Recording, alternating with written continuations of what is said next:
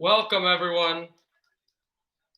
Welcome to Puck Drops here. Ready to do Peter 5, of course. Ready to do some football live streaming. This is really interesting. Thursday night, again late. I cannot time myself well for these things. But here we go. And we're ready for this football game. It's 7-0 New York. Denver is trying to drive here, get a drive going.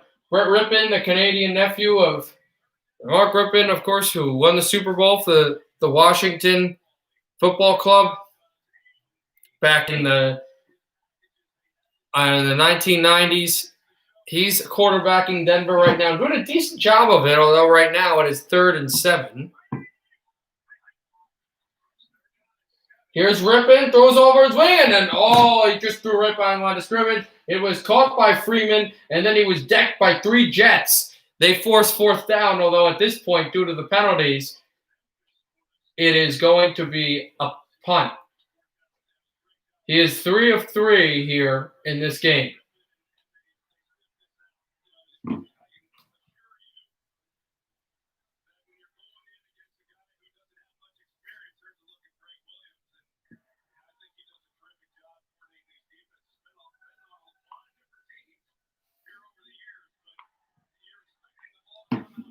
Here is McManus. He'll kick it in, and it's good. A 40-yard attempt. Denver crawls within 4. Now with 4:45 left in the first, they'll be giving the ball back to New York. Jets 7, Broncos 3. Again, I'm wearing this hat, just so you guys know, because I'm picking the Denver Broncos to win this game. I picked them actually already to win the game. I'm not I'm not a Denver Broncos fan. I'm a Giants and a Texans fan. I will tell you now, though, my picks actually for the NFL this week, for the NFL games. Also, some sports updates. I will provide you with the 2 baseball updates going on. The Dodgers-San Diego game, the Cardinals – the Dodgers trying to eliminate them. The Cardinals also playing right now. And the Dodgers Milwaukee Brewers game, excuse me. The Cardinals are playing San Diego, and the Cardinals are trying to eliminate San Diego from the playoffs. You always want a great deal, and sometimes you need it delivered. So Sunday, Giants and Rams. Pick the Giants to upset LA. Baltimore, Washington, a Raven rout. LA Chargers versus Tampa Bay. Bucks will beat the Chargers there. Seattle plays Miami. The Dolphins will upset the Seahawks. Minnesota against Houston. Houston will make the Vikings go 0-4. New Orleans and Detroit. The Saints will win in the Motor City. The Browns versus Dallas. The Cowboys will take down Cleveland. Jacksonville against Cincinnati. The Bengals will get their first win of the year. Colts in Chicago. Indianapolis will crush the Bears in the Chi-Town. The Cardinals and the Panthers. Arizona will beat Carolina. The Raiders will beat the Bills for their first loss of the year. The Chiefs will beat New England to go 4-0. The 49ers will beat Philadelphia. And the Packers will defeat Atlanta.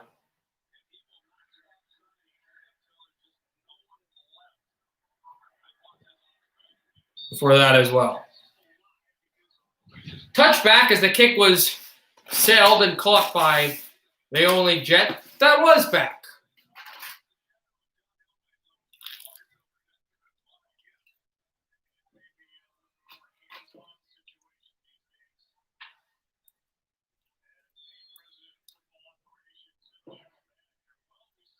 Darnold under 7.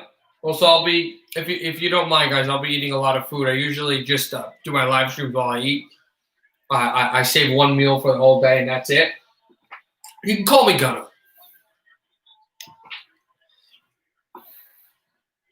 4:35 left in the first quarter.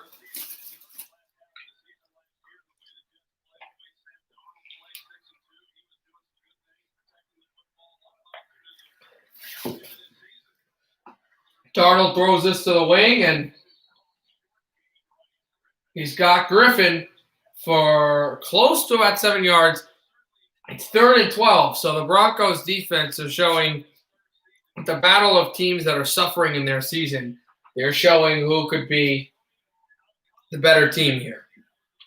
The loser of this game, just on the trajectories of this team, might be the one who ends up getting the first overall selection in the draft, be it this is a very early on. Darnold, shotgun snap.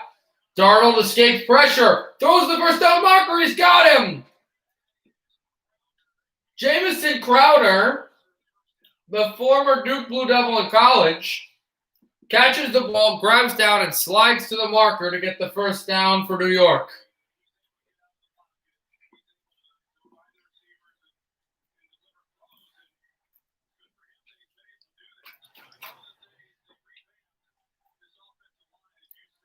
First down and 10 for the Jets. Darnold's in the shotgun. 2 receivers to his right, 2 to the left. Also a tight end who gets the ball. Hogan, Chris Hogan, the former New England Patriot, and Buffalo Bill catches this slant, although nowhere near, of course, how much depth and success he had in Buffalo and New York and New England.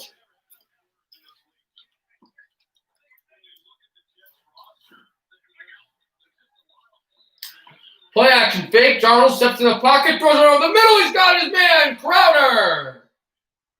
Excuse me, Smith. On 2nd and 5, they get 20.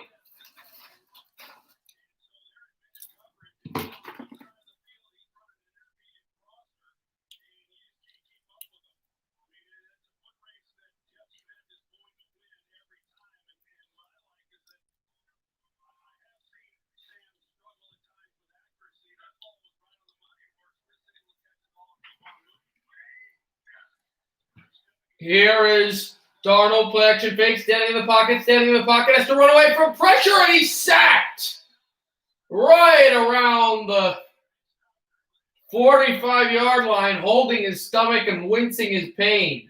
He had a lot of space and a lot of time, and then he didn't. And he was brought down for a huge play by the Denver defense. 2nd and long for New York.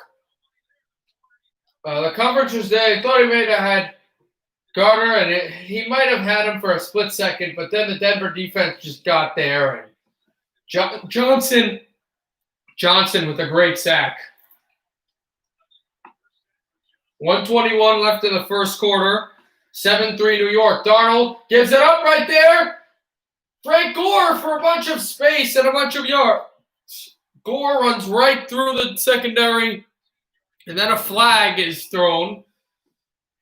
Frank Gore in a lot of space. We'll see if this is coming back. If it is, and it is, it is a holding call. And not only that on Alex Lewis, but Darnold is getting checked up on the bench, meaning this. Oh, and that's what happened. I didn't notice that. His leg buckled, and also the first thing to hit the ground, the turf, was not just his arm, but it was his arm, not his whole body, and it was just the side of like his forearm here, just crushed down at 1 million miles an hour. And here comes the former Denver Bronco, Joe Flacco, who's a New York Jet. He's going to take the snaps for some of this game as Darnold is going to the locker room to get checked up. Flacco hands it off to Gore. Gore pushes through some bodies. He won't get much. 2nd and 30 turns to around 2nd and 28 or 2nd and 27 or 3rd and 28. 3rd and 28 for Flacco.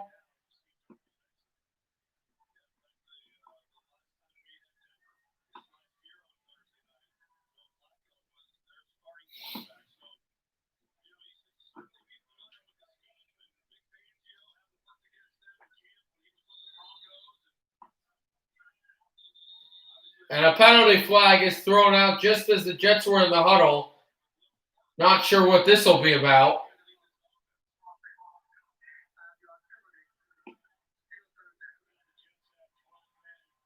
And the Jets had too many men on the field for no reason. They just had too many men on the field as Darnold's going to take concussion protocol. So 3rd and 28 is going to become 3rd and 38. So the Jets just know that they're going to punt this ball back. Darnold's coming out. He's running. He's clear. So it looks like he'll probably play the next series. Here's Flacco on 3rd and 30. So it wasn't a 10-yard penalty. He gets his screen pass off just for a bit more punting yardage to the 49. And the Jets will kick it back to Denver.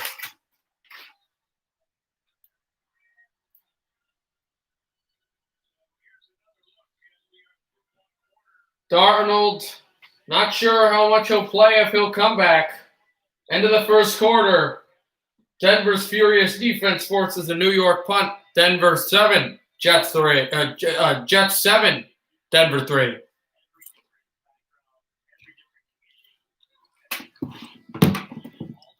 I also do live streaming of football games on Monday and Thursday. So, for everybody, let's see when that'll be. I'll be streaming the NBA Finals as well. Probably like the ALCS, NLCS World Series games.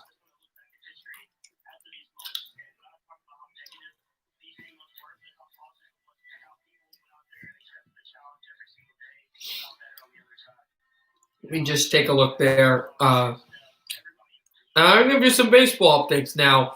It is 4-2 St. Louis with loaded bases on the bottom of the 4th. The Padres, there's one out. It's a 2-1 count. The Padres have a chance to take the lead now and maybe even tie it several different chances, but have the chance for a lead against St. Louis. And actually, the Brewers-Dodgers game hasn't started yet.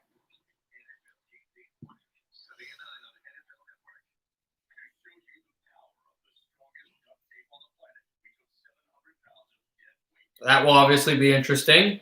Let's see how that ends up going.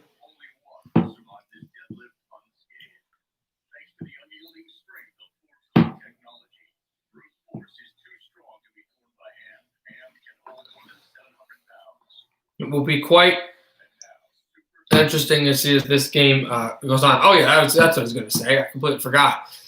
I will tell you the game. I'll be broadcasting football games, some like late playoff baseball games, and also I've been doing the NBA Finals. I'll be doing that tomorrow.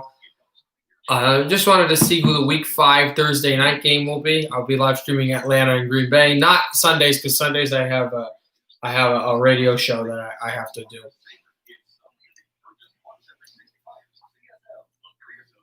Tampa Bay and Chicago. That'll be fun. We'll do that next week. Yep.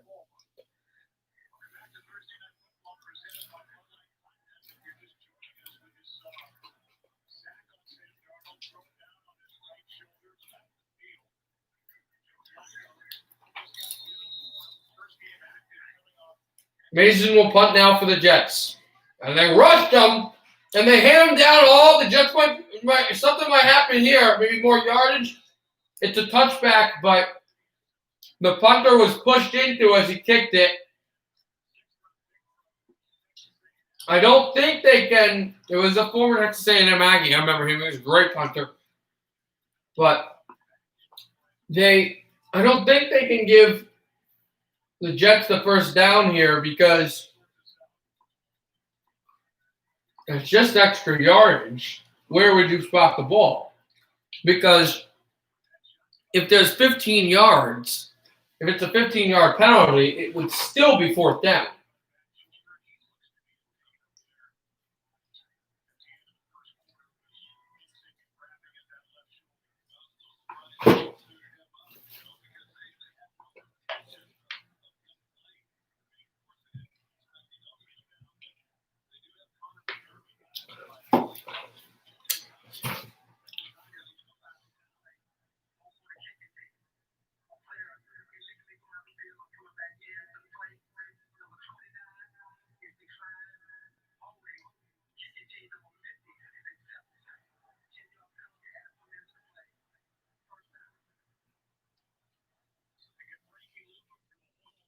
So a holding call against Denver, so they don't get as much yardage as they should have. I'm not sure if they were trying to get to hitting the kicker or whatnot, but that doesn't even come into play.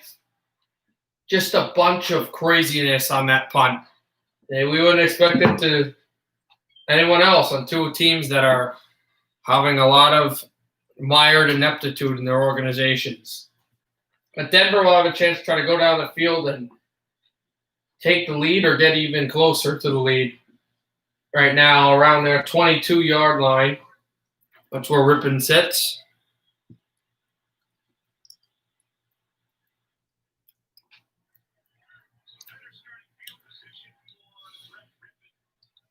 We shall see, of course, how far they get. If they can get quite far.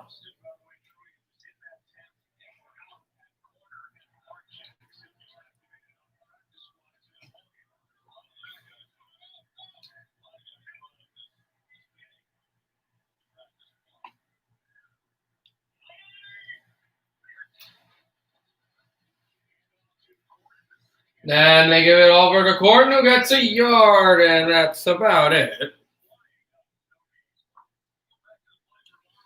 So it'll be 2nd and 10 for Denver. Didn't even get a yard.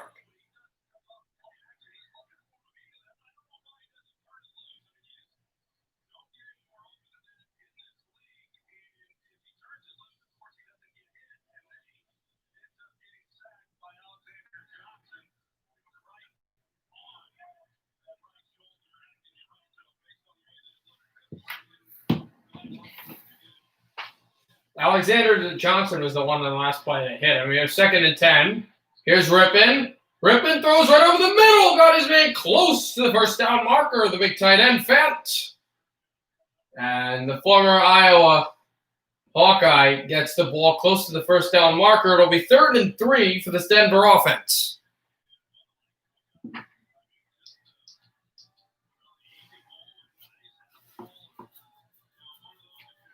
Trying to get the signal. She's not exactly close, but Rippon is getting the signal from Fangio of what play to run right through to his helmet.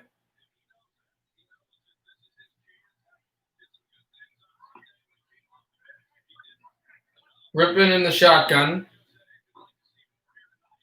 Signaling away. And then Rippon throws out there for his man.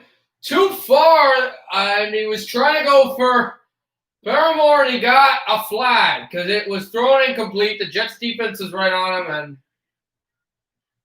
Denver will probably benefit on this flag, although there are Jets running off the field, so I'm not sure maybe this is holding against the Denver Broncos.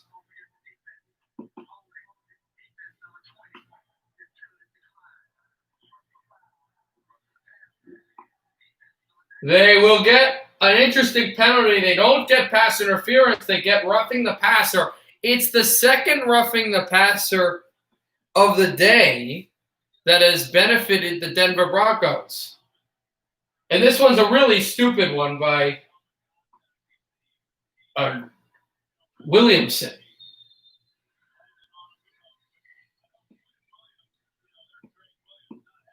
Or Williams. It's just a bad penalty. He's not happy with it, but it's his fault. He goes in and just smashes the quarterback to the ground.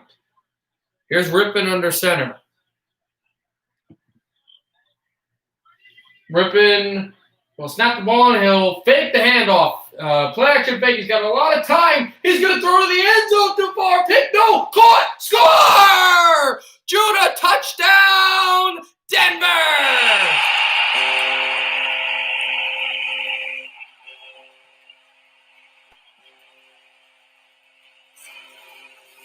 I'd love to see it, Nerf. I would love to see it. Hey, man, how you doing? Long time no see.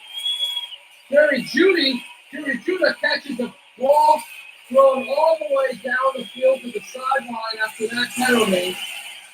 Looks like it was going to be intercepted, but it went right through his hands. He was walked by Jura, who walks it back with his leg all the way into the end zone. Also, some good news, Anthony Nerf. I know you're a Packers fan. This Monday, I will be live streaming the Packers-Falcons game, so show up and have some fun. Kick is good, and it's now 10-7 in favor of the Broncos. Thank you for the like. Jerry Judah, a loss, and a touchdown. Broncos lead by 3.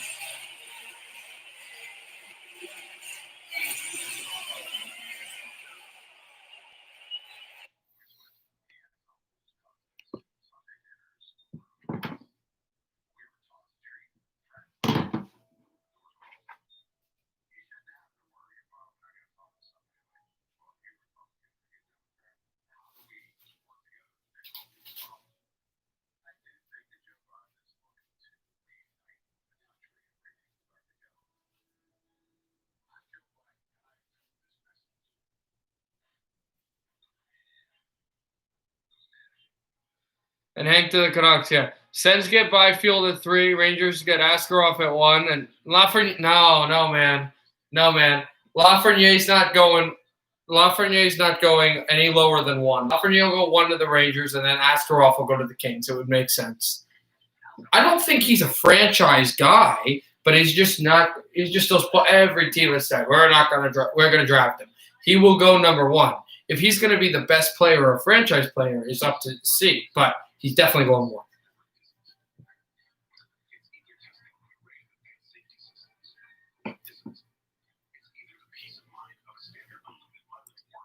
This could be surprisingly good.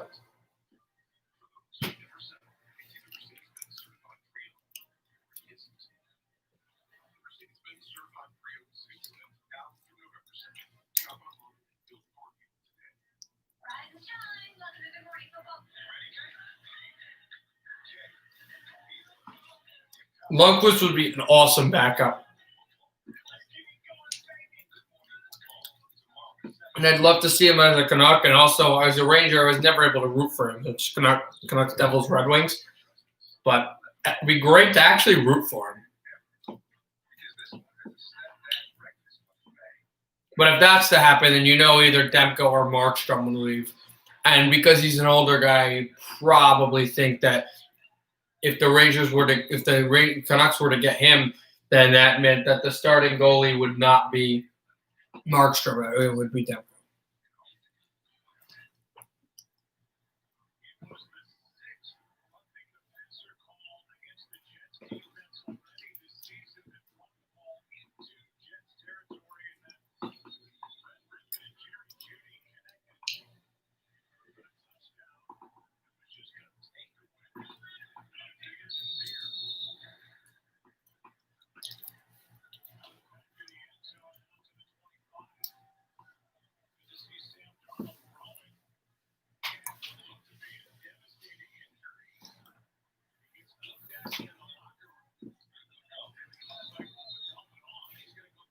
$13:09 left in the second right now. Broncos by 3.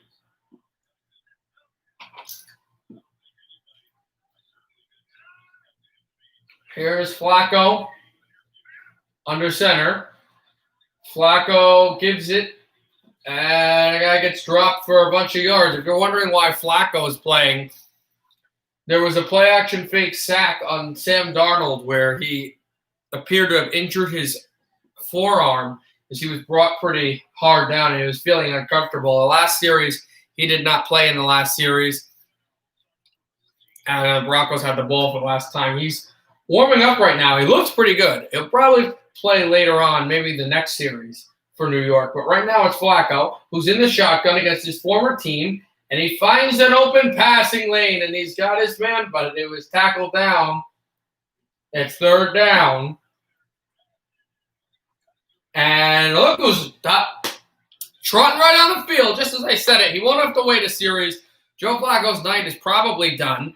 He is getting out, and right into the huddle comes Sam Darnold for his first showing since the series that he had before when he was sacked at midfield. 3rd and 5, Darnold in the shotgun.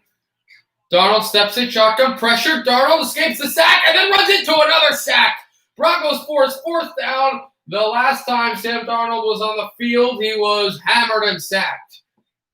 He comes onto the field and is hammered and sacked by Bradley Chubb. Awful luck for the South Californian. And not only that, it's on 3rd down of all times.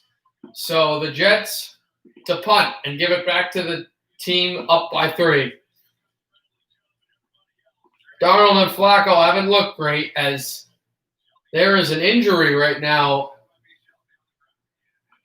Shelby for Denver is undergoing a lot of pain. The trainers are out there. Shelby Harris, when he went on to make the initial sack on Darnold, which he skipped, he kind of landed a little funny, and he's wincing right now. They're taking care of him on the field. But I think the luck that the New York quarterbacks have not had is now he's able to walk by himself up, but he's going to the bench. You'll see in his 6th season for Illinois State, Shelby Harris. But for New York, quarterbacking has not been lucky this year. This game, not even this year, this game, Darnold has played bad.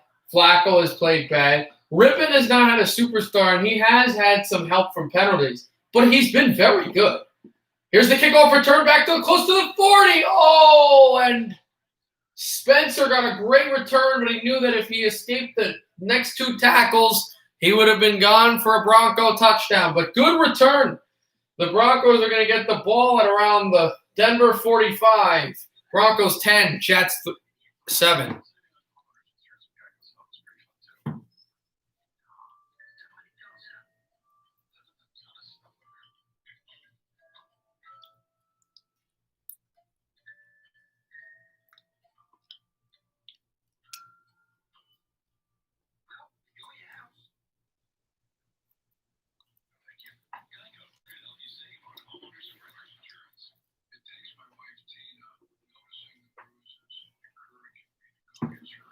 I am not Donna.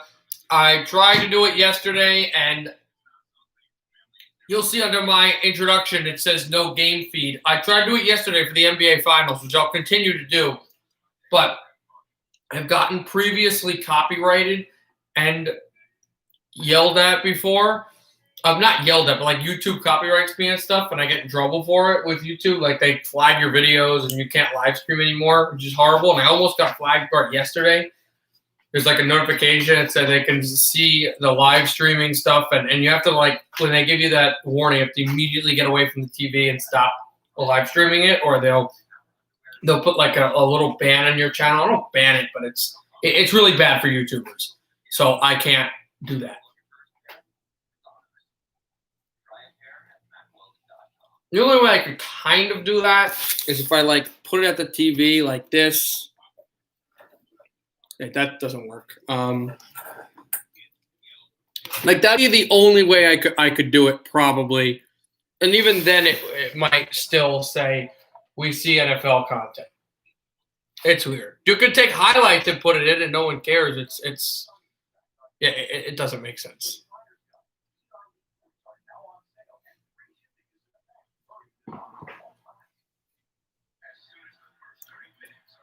I'm live streaming the game. Yeah, but just not video-wise.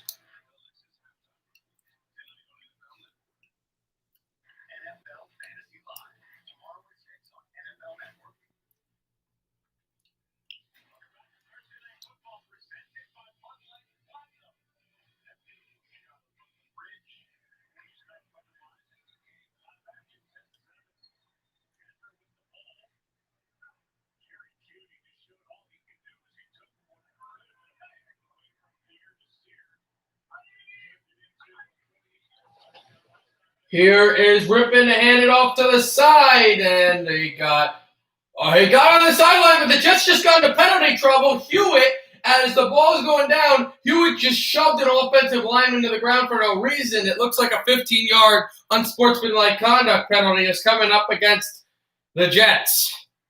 No good luck for this football team. Already up down 0-3 in this year.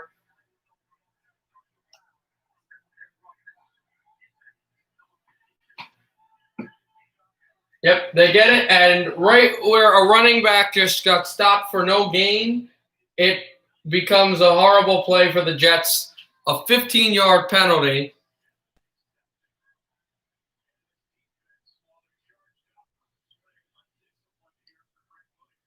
So now here we go. This will be interesting. The Broncos getting more breaks with some of these penalties.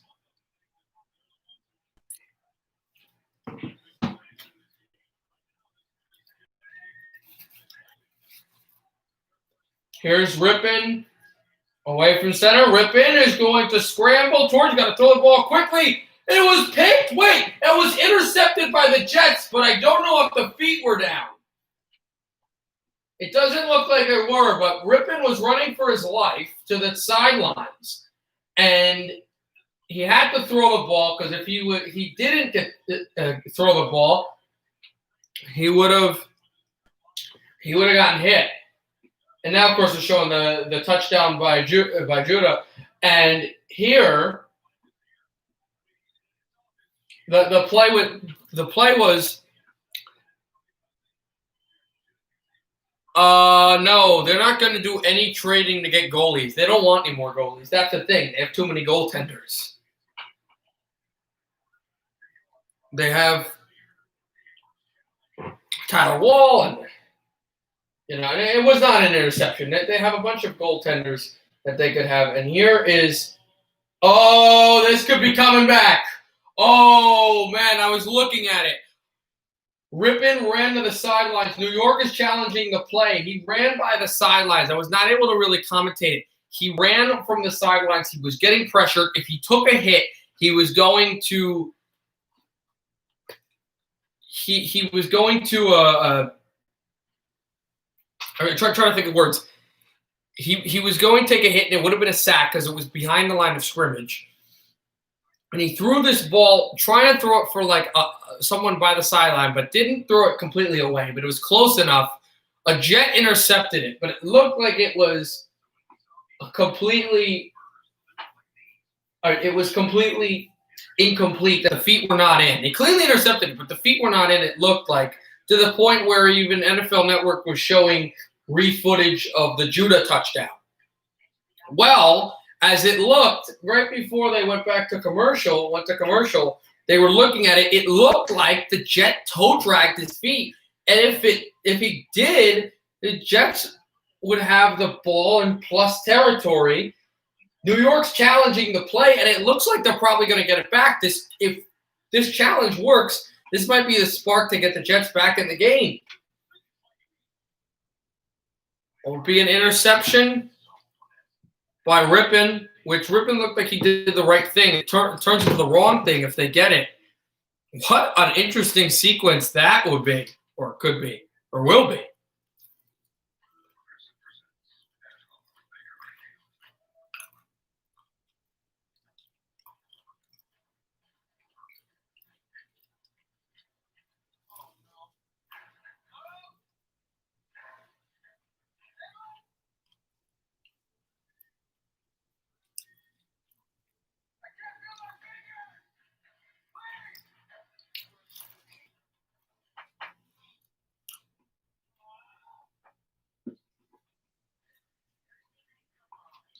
Here we go.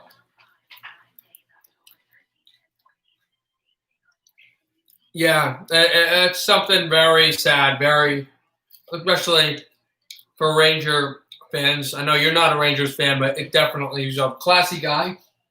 My dad actually is an athletic trainer, and he met Henrik Lundqvist. So he's one of the greatest guys ever met. Just a really nice guy. Right after that he thought he took the puck to the throat.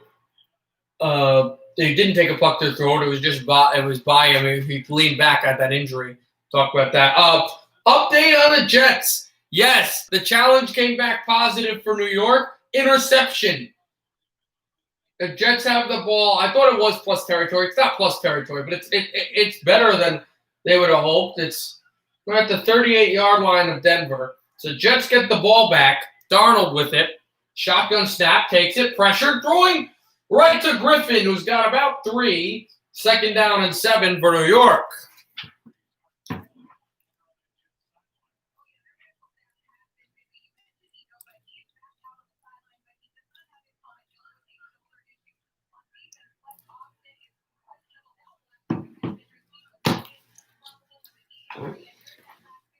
Lakers are 4 final sweep time. I'm going to be close. Lost game 1. Yeah, I know. I'm doing game 2 tomorrow. I won't be able to do game 3 because Sundays aren't. I'm not free on Sundays.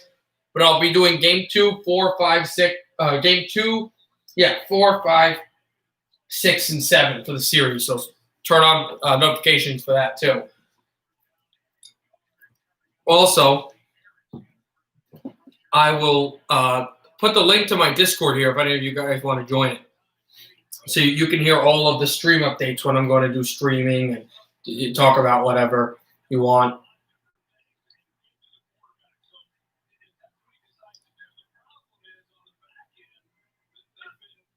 Just hold on for a second there while I do that.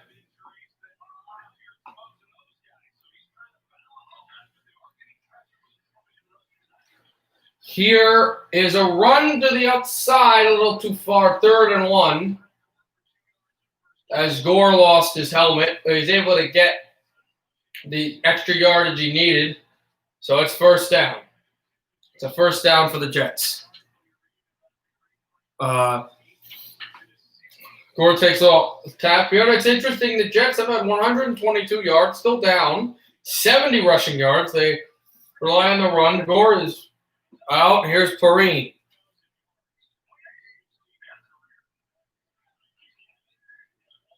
Okay, here's my score if you want. I'll be doing tomorrow's game as well. And a catch to the sideline.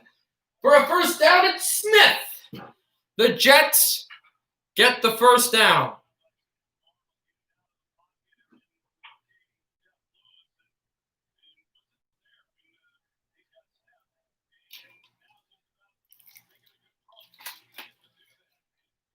And Smith beat Jackson to the ball pretty well.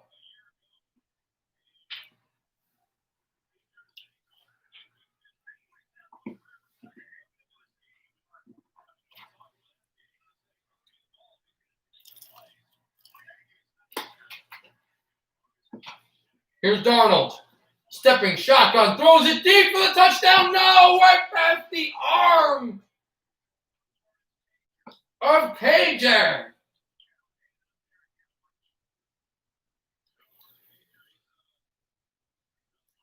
Darnold right off the finger of Gager.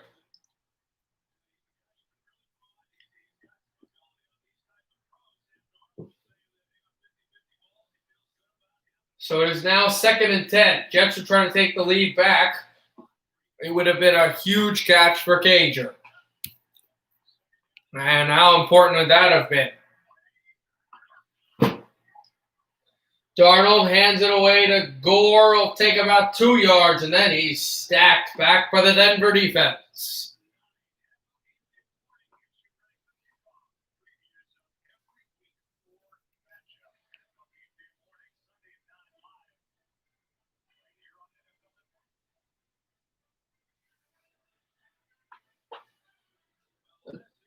Jet huddle.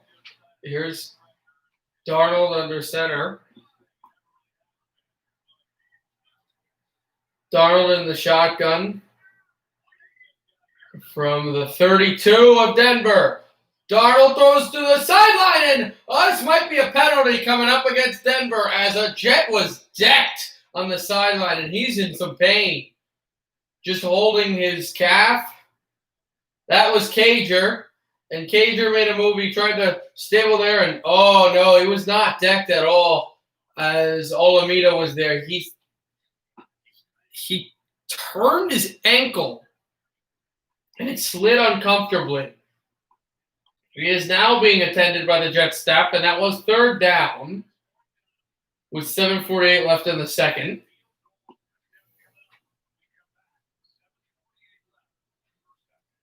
So it will be 4th and 8.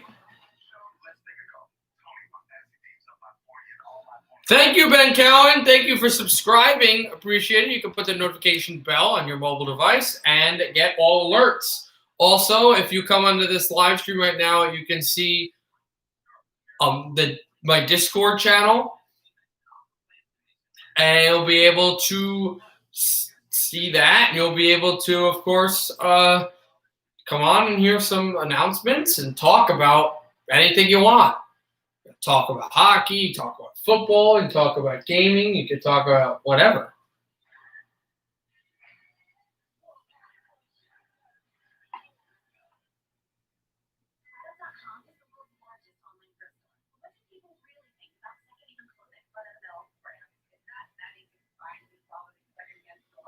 Yeah, they're commercial.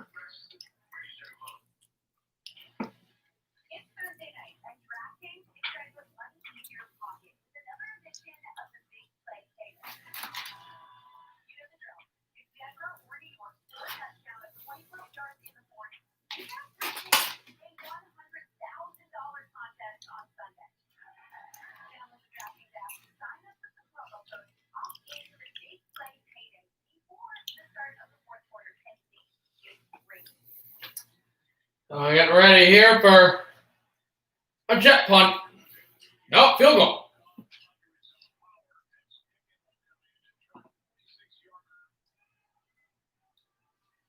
Here is Ficken.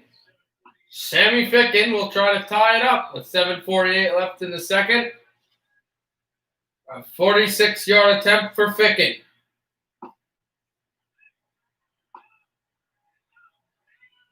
Clean snap, Ficken kicks this one wide left. He had the angle, and it went wide all the way to the left of the goalpost. The Jets come up empty on a decent drive, but there's a penalty flag. If this comes up against Denver, it might be bad for them.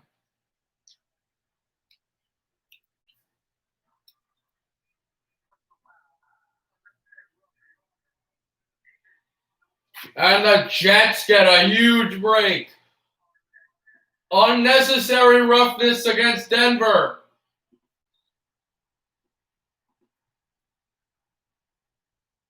For kicking the center down. The Broncos do not get what they were looking for here. Now the Jets will have a first down closer to the end zone with another chance to try to take the lead or maybe tie it again in a field goal.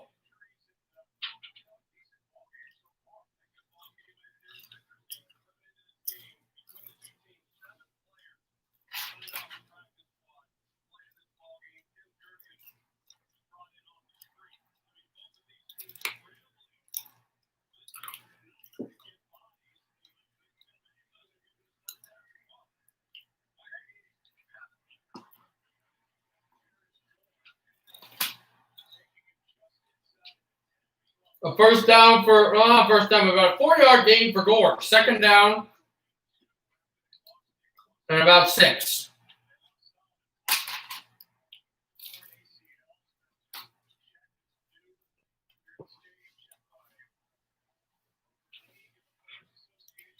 Here we go for some baseball. News to tell you about as we get through here. It's the end of the 5th inning. St. Louis up by 2.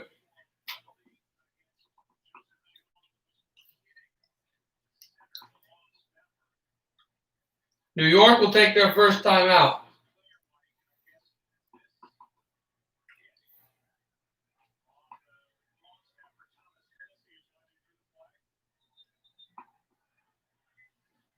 So that Jones hit, he wasn't really much of a penalty. He didn't step on it. He just put a shoulder to the helmet of the offensive lineman.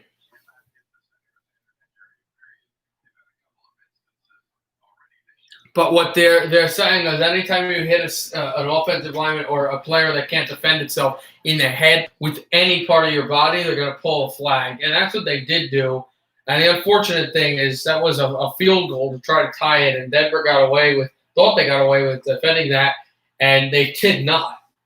But the Broncos defense is sticking up for that penalty with the stoppage on the Gore run. So it'll be third down. Would probably be a Darnold pass to the end zone. So the Broncos defensive backs have to be ready here. If not, New York will try to attempt another field goal, with Ficken having a lot easier time with a lot less yardage you'll have to get on the kick. So here's Darnold in the shotgun. I mean, if you're the Jets, you have to think score in the end zone. If you're the Broncos, you have to think defend in the end zone. Here's Darnold, shotgun, waiting, is still guarded, throws out of traffic, and it gets batted down. But a penalty's coming up. Darnold was yelling at the referee for a penalty against Denver, and it looks like he may get it.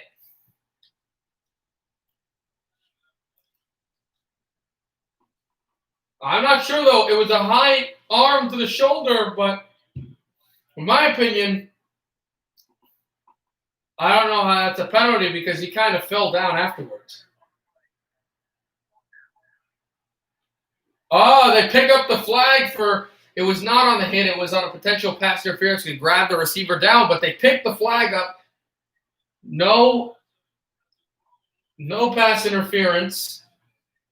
And so the Jets will jog off the offensive unit. They'll jog to the sideline. Ficken is back on the field with the chance to tie the game. The first time, he missed the field goal, but there was the penalty. This is a 26-yard attempt, much less. There was that penalty. Here's Ficken. This is true. Jets tie it with 6:21 in the second. The Denver Broncos had shut down the team and gotten the ball back with no points. But a costly shoulder-to-the-head penalty costs Denver.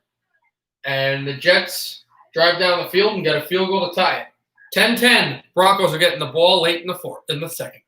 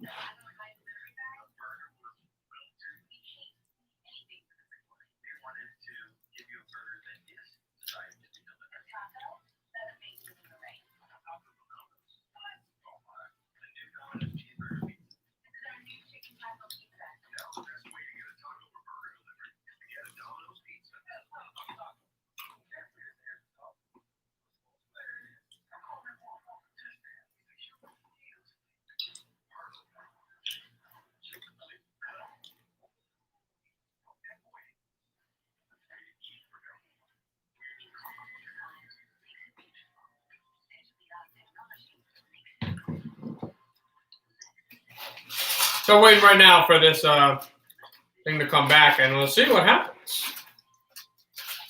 when the Broncos get the ball back.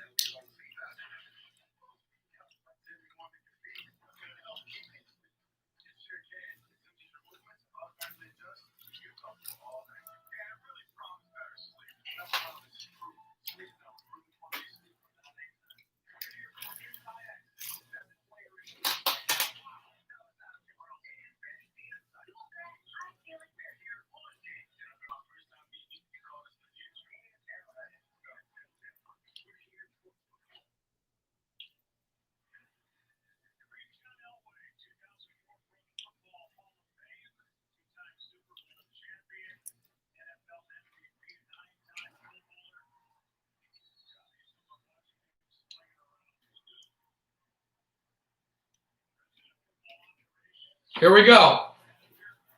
Fickens kicks it out of the end zone. Broncos to take it at the 25 with 6:21 left in the second quarter. Game is tied at 10 here in New Jersey.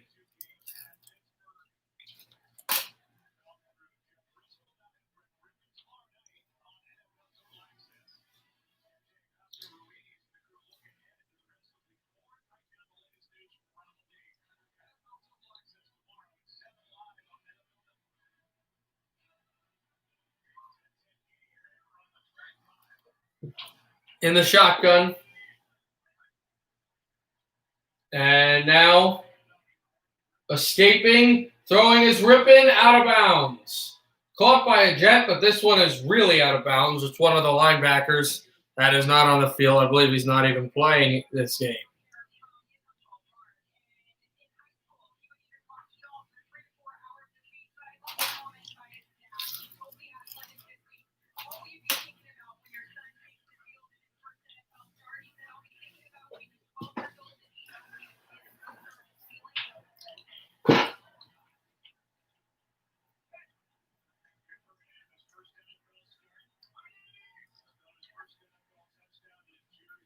There's Rippin who hands it off.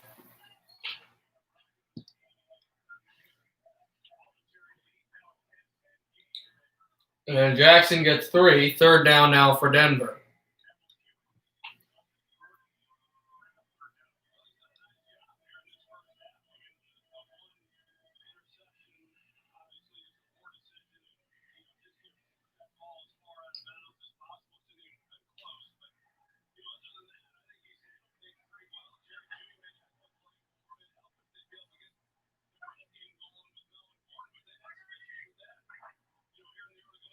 Here is Rippin and a shotgun throwing to the sideline. He's got his man for a huge gain. Rippin just launched that ball right to the sideline. And it was Patrick, who's been one of the better receivers on this Bronco core. He was guarded by Deshier, and Deshier was never able to get a real angle on the ball. Patrick,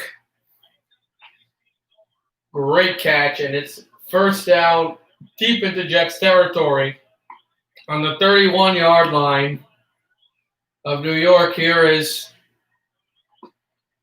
Rippin.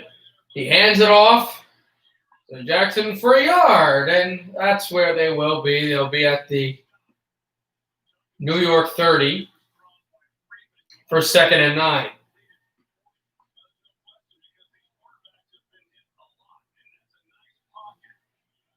I did not see that they showed the replay on the Patrick throw. There was a blitzing linebacker to come on the short side of Rippin, and he was blocked very well by Devontae Freeman, who is not particularly known as a good blocker.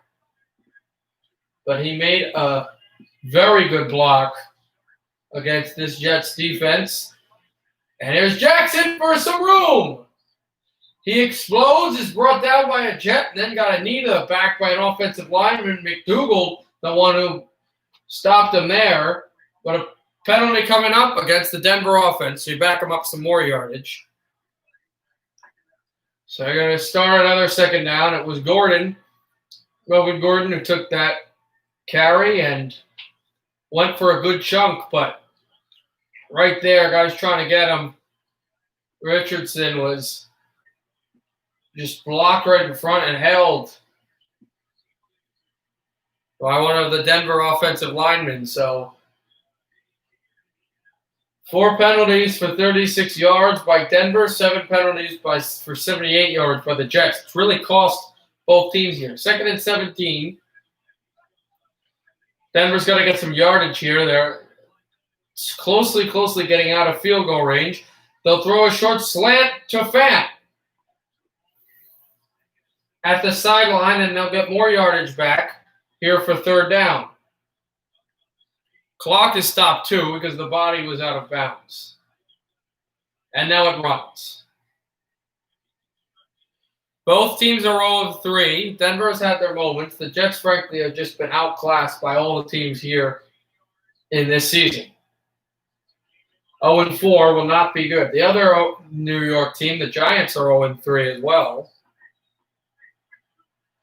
They play the LA Rams, who suffered their first loss of the season on Sunday against Buffalo.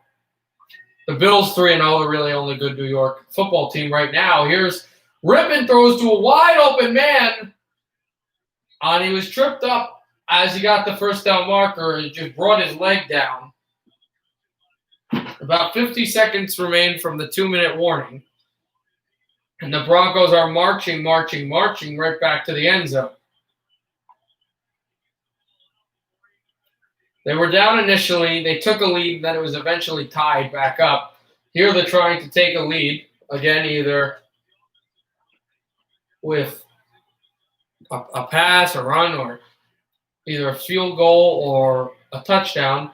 Here will probably be the final play until the second warning, and they take Rippon out. They bring Jeff Driscoll the ball, and a penalty is coming up as he slides right close to the first down marker. And with 2:13 left in the second, because there's a penalty thrown, it will not be the final play. As Driscoll takes a tap back, there was no injury. They were just using him as a running play.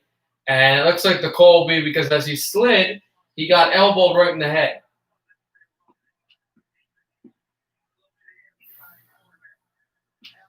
The second unnecessary roughness penalty against the Jets, the third of the game, and we haven't even played a full first half. So Rippon will get the extra yardage. And he'll get a play here.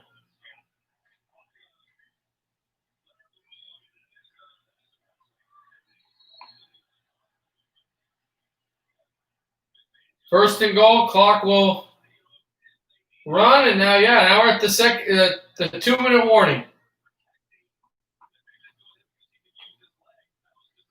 When it comes back, first and goal for Denver. We're tied at 10 here in MetLife Stadium. You always want a great deal, and sometimes you need it delivered.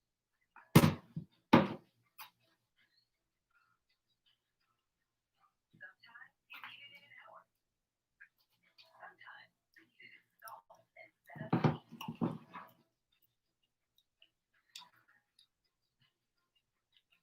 Or to get a great price, you can count on Best Buy to get it to you.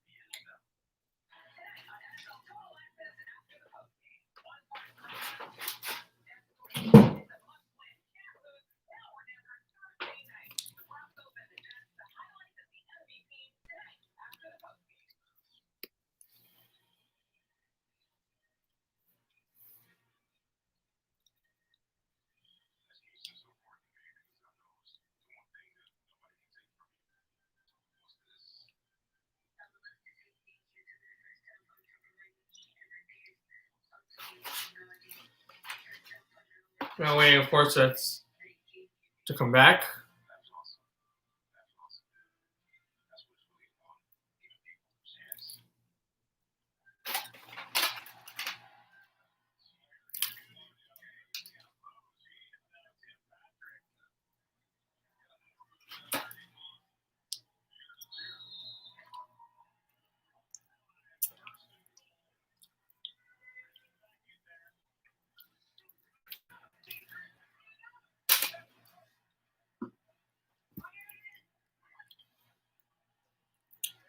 First and goal for the Broncos. Touchdown!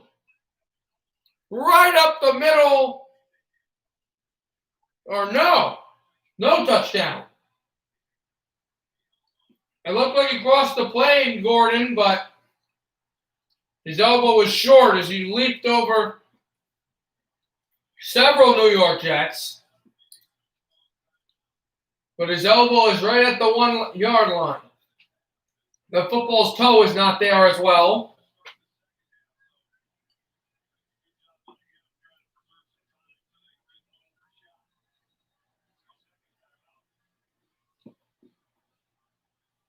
The Jets call their second timeout.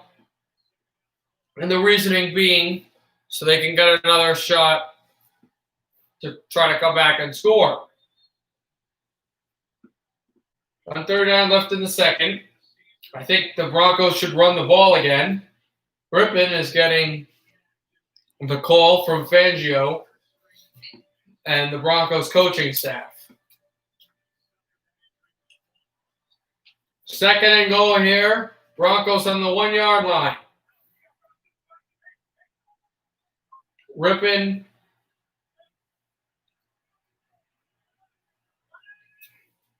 sets up, gives the handoff right to Gordon, who hits a wall. Broncos are saying touchdown.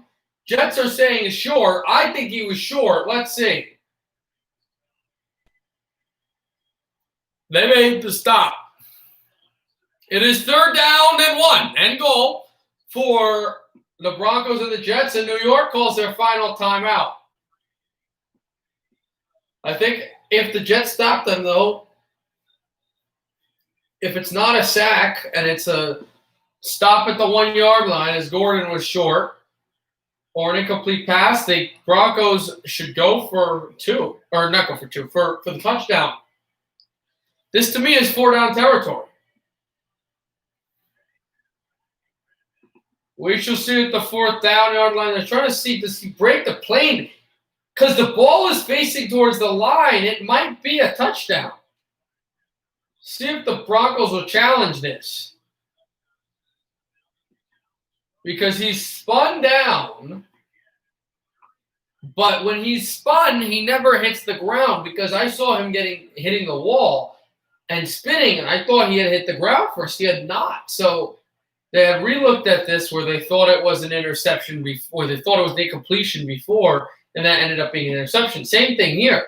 Almost all the angles saw that it was no touchdown. When you look at it again slower, this has to be a touchdown. That knee doesn't come down before that ball is by the line. The only thing that you could say is that it was not completely crossed. This looks to me like a Denver Bronco touchdown. We'll see.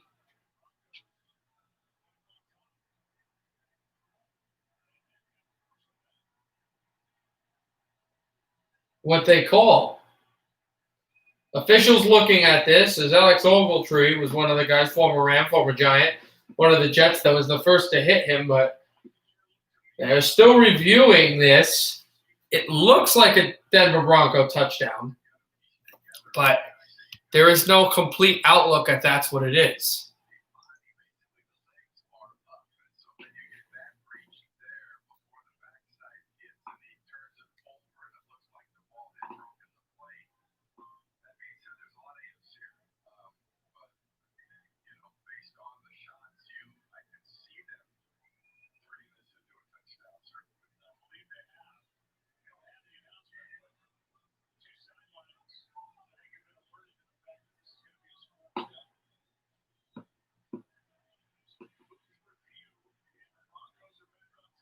So they're still looking right now for this call, and here it is.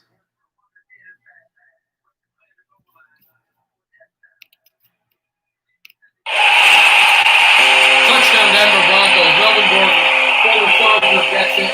Yes, the ball was over the goal line before his knee came down.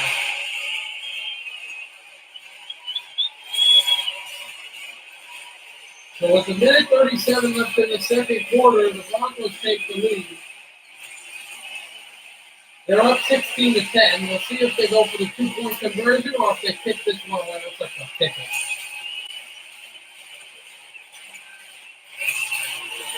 Darnold got his helmet on. He's getting ready to return to the field. For the Jets, they're going for McManus for the extra point. No doubt about it. Broncos 17, New York Jets 10.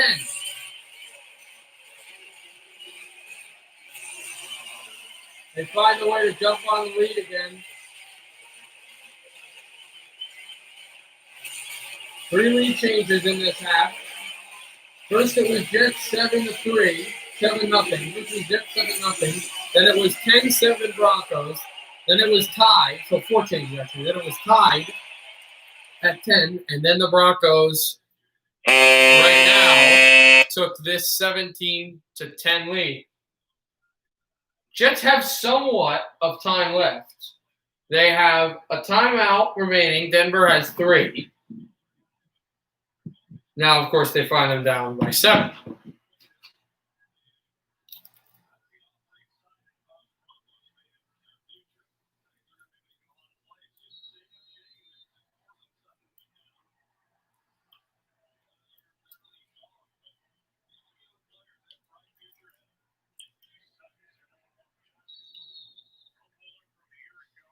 And the kick goes out of bounds.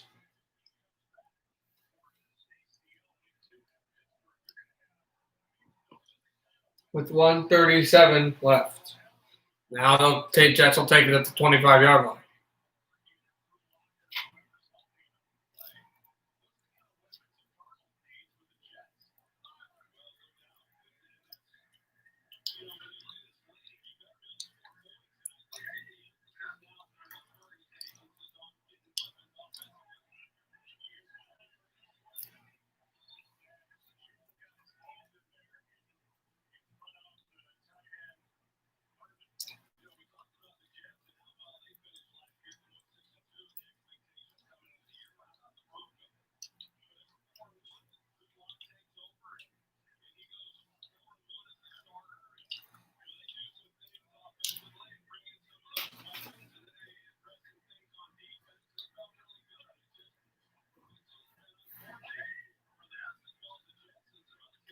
Darnold in the shotgun, stepping up. His arm was hit, but he found the pass to Crowder on the sideline.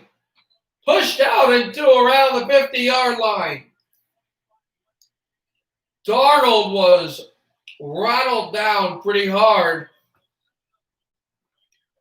But he found Jamison Crowder, who got to around the 46 of the Broncos as Darnold was at his 25. The Jets move up the field just like that, and he was absolutely pummeled, too, right as he was letting the ball loose. I thought maybe that ball would have went down more because of how the hit was right back towards the arm, but no. Darnold in the shotgun, stepping back, waiting. Throwing it long deep, he has a man, and he overthrew him. It was Smith, just like the last time. Overthrew Smith. Smith beat both Denver defensive backs. If Smith finds a way to catch this ball, or it's more accurate to where he was, this game is tied.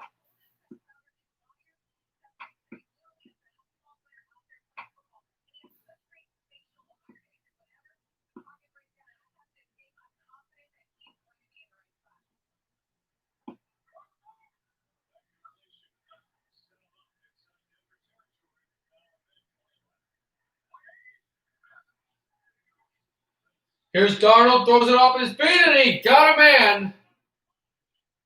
Balaj for a 3rd and short. It's a 3rd and 6 coming up as he catches this ball with one hand before he's able to tuck it into his second. It looked like he would have lost the ball anyway. He did not. So now the Jets will have a 3rd down. They're in Denver territory, but they're a little short of field goal range. A lot short, I'd probably say.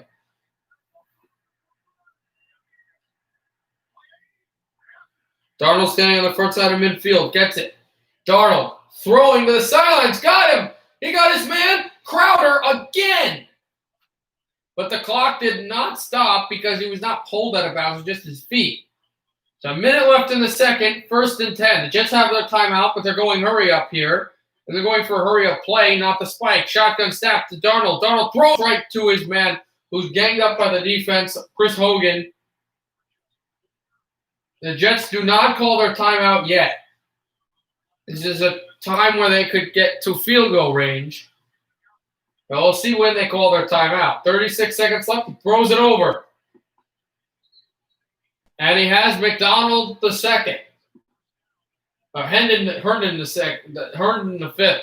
The jersey names are hard for me to read from this angle. Herndon the fifth runs right out of bounds as he caught the ball for a first down. 34 seconds left, so it works as a timeout, but not. Harris is down for Denver. Official trainers having to look at him. His legs are sprawled out. Denver's getting outworked by this Jets team right now in this final possession. And they gave up a touchdown. But I know we don't say this often about the Jets, and he might not be a Jet head coach after this timing, because if the Jets lose, the organization has said they'll cut him. But Adam Gase did a brilliant thing. Making that timeout before kind of allowing the team to either have a chance to score or score has really helped this Jets team, where the Broncos have not bled the clock to the way they would have wanted. As Shelby Harris is going right to the bench. And the Jets will be able to have a lot more chance than they would have initially had to get a field goal and climb within the lead or even tie it. They're at the point where that clock management was done so well, the Broncos might have the last possession of the second quarter, and only because the Jets would have scored. Here's Darnold in the shotgun. Sam Darnold sets up. They blitz him. Darnold stepping, throwing up a sidearm. And running back was pushed down, Balaj. That was not a great pass, but he was pushed away, and there's no penalty. And the one thing is that there have been no pass interference or defensive holding penalties, not a huge amount against the Broncos. This is a great sidearm pass, but that should have been called a penalty. Denver Bronco linebacker guarding him was not even looking at the ball, not even looking at the quarterback. But the Jets go away with that. 8 plays for 55 yards on this New York drive. Denver corner safety sit back at the end zone, playing a prevent. Here's Darnold throwing it loose and tipped as Hogan went up to catch it. And another Bronco is down, Chubb. It's a 3rd and 10.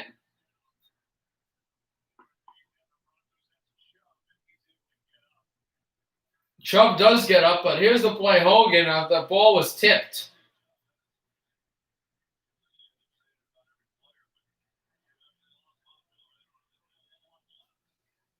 This is just a wonderful deflection. And frankly, that ball doesn't get tipped. That's in Chris Hogan's arm. As the Broncos and the Jets are starting to have a bit of an altercation and a bit of an argument. The Jets are getting a bit frustrated. And I think the Bronco defense is getting a bit frustrated at how thin they're getting and at how their defense is getting hit on every play. Broncos making a quick sideline change. 24 seconds left in the second. It'll be 3rd down.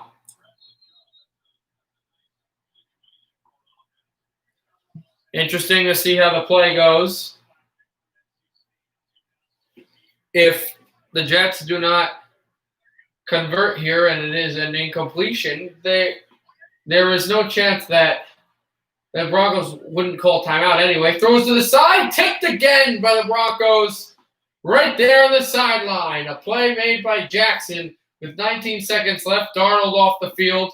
The Broncos semi-goal line stand, red zone stand stands. And the Jets will probably have to kick a field goal here. It would make it 17-13, but boy, did New York ever want to get this touchdown to tie it. Pickens with 19 seconds left will get a field goal right now on 4th and 10 to try to come within 4. Broncos blitz from the edge. It's true. A 38-yard attempt is good. His second made field goal today. On the stat sheet, it will say his second field goal attempt It's kind of his third, but there was that penalty that brought back of course, the penalty on that brought it back, and the Jets, of course, were able to score their first field goal afterwards. So right now it is Denver 17, New York 13.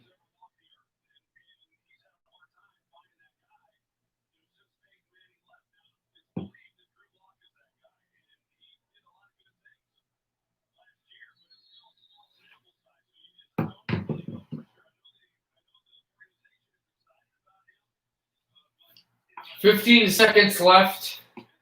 It'll probably be a squib kick for the New York Jets. Try to bleed this clock. It is not. It's straight up in the air. And it skies out of the end zone.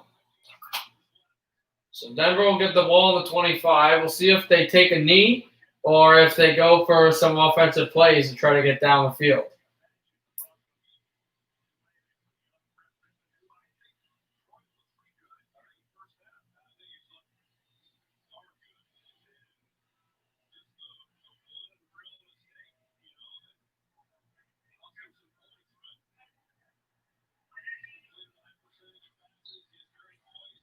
Denver takes a knee. And now the final seconds will tick off of the first half of the second quarter. So the Broncos and the Jets will go to the locker room. New York is down. Denver going to the half with a 4-point lead. Broncos 17, Jets 13 at the end of the half. Denver will receive the second half kickoff. Here we go. What is Chris Hogan doing on the Jets? I don't know. I'm not positive what he'll do. Now, since there is halftime, since I have a chance, I think I'll do some baseball broadcast, even though I'm not good at baseball. So right now we'll be doing the rest of this wild card first round series game until the NFL third quarter comes back between St. Louis and San Diego. That pitch, high and a walk. So 2 guys on base, no outs, bottom of the 6th here. San Diego trails by 4. They can get within 1 with the home run here. Cronenworth gets to the first base. There was actually supposed to be earlier a Miami-Chicago game today, but it got moved to tomorrow because of rainy weather in Chi-Town. There'll be one last game tonight as well. No, he probably won't. No way. The Jets are not a good team. It's freaking weird. Here's the pitch right through for a strike, Cameron. Got him. On deck is Fernando Tatis Jr. for the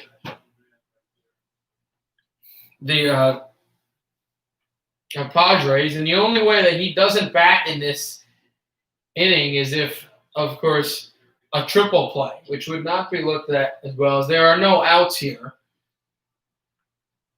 I think if you're Grisham, if you can get this ball deep, even if it's an out, since there is a runner on second and third, if you can get it to the New York exact, have never been a good time since the last. Not sure what you're saying, but that's okay.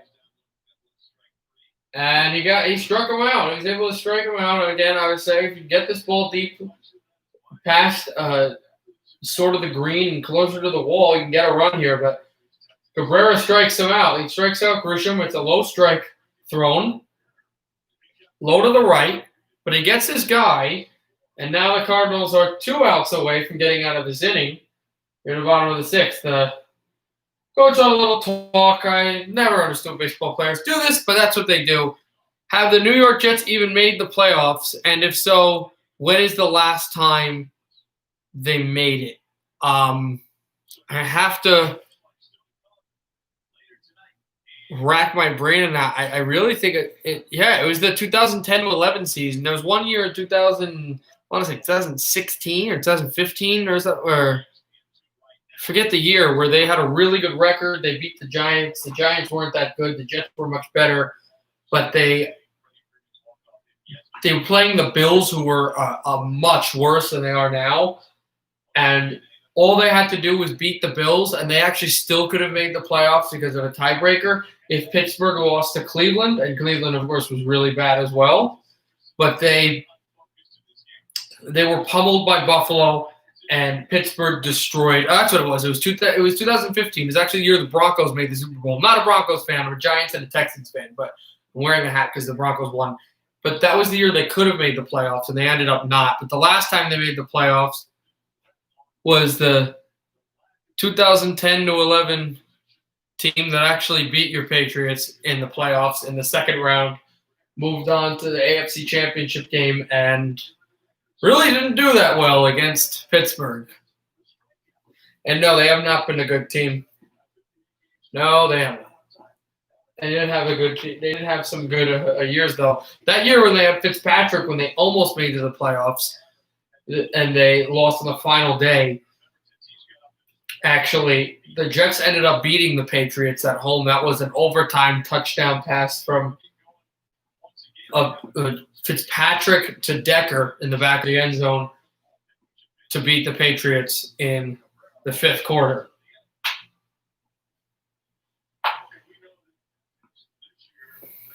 There's a new closer coming in, Gallegos. If they can get out of the inning here, obviously, you look at less outs you have to have, and the Cardinals will, as the road team, will have to bat first. The Padres had an exceptional regular season this year, but their playoff youth as compared to St. Louis is glaring. San Diego has to win today to force a Game 3. If St. Louis wins, they move on to the next round, and they would face the winner of the Dodgers-Milwaukee series. Dodgers also trying to advance here. I have the Lakers in 7. Also, as you'll see up in the chat, I have my Discord if you want to talk about streaming, because I bring that up because I will be streaming the NBA, not Game 3 because I have a show, like a radio show I have to do, but I will be streaming Game 2 tomorrow, Game 4, Game 5, Game 6, and Game 7. Of course, if there are Game 5, 6, and 7. So I'll be on tomorrow for that, but I have the Lakers in 7.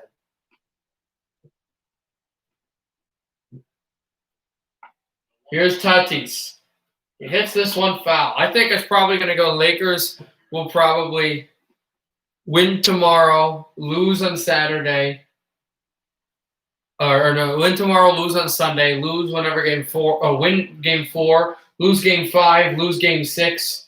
That's a foul from Tatis that hit the mask of Molina, the catcher. And then, of course, win Game 7.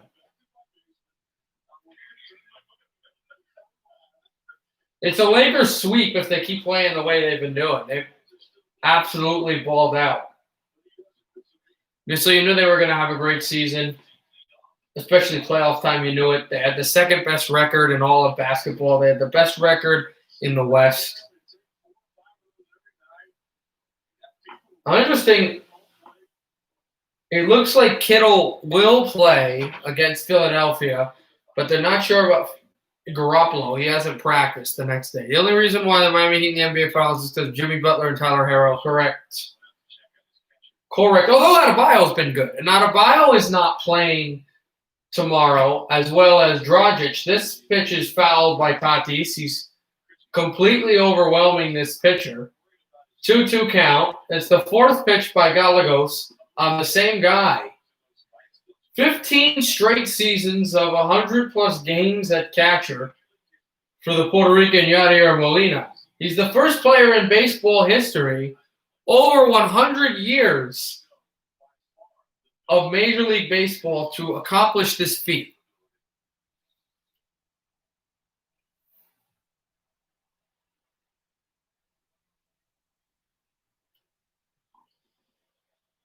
So Gallegos will kind of stall. He's reading a card.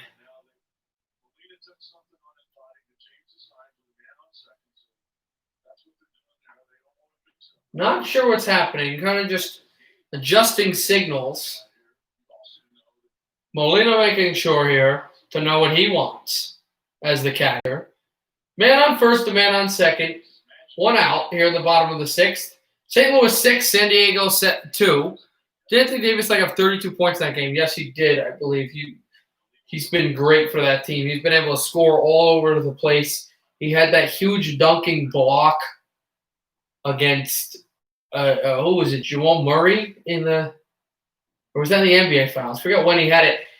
And now Tatis will hit this one deep, and he goes bank out of the yard, and the San Diego Padres are within 1 run. Tatis Jr. Wow. He finally got to the closer. 103.3 miles per hour. Tatis Jr. screams, let's go. St. Louis 6, San Diego 5. This is a baseball game.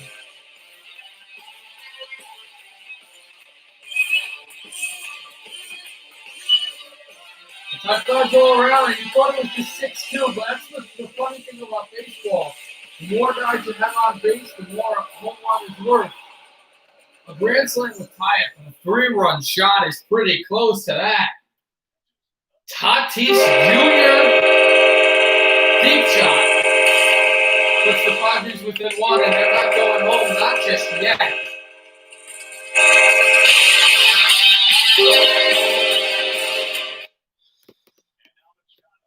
Manny Machado, the guy who's worth the second most in all of baseball behind Bryce Harper, whose Phillies are not in it, has a chance now with a home run or even to get on base.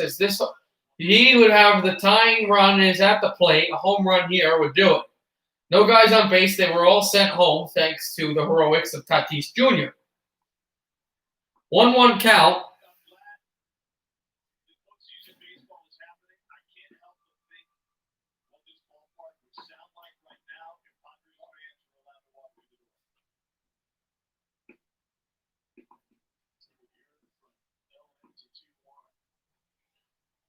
The bat was close to there. I don't know if that will call a strike on that. They do not, even though the bat was close down to the glove. Hey, Limit 3D Cupcake, you may see this as a football stream. It is a football stream, but if you're wondering what the broadcast, I am broadcasting baseball right now until the half comes back. I won't be broadcasting the rest of baseball. It's swung out and missed by Machado. 2-2 count. Manny walking around, adjusting his jersey, getting ready. A home run here would tie the game. St. Louis 6, San Diego 5. It was 6-2 a few minutes ago, but the Padres were able to get some men on base, and Tatis Jr. worked a closer. And can I put my name in the blue? Not quite sure what you mean by that. But Tatis Jr. went yard and put San Diego within 1. This pitch is high. It'll be a full count.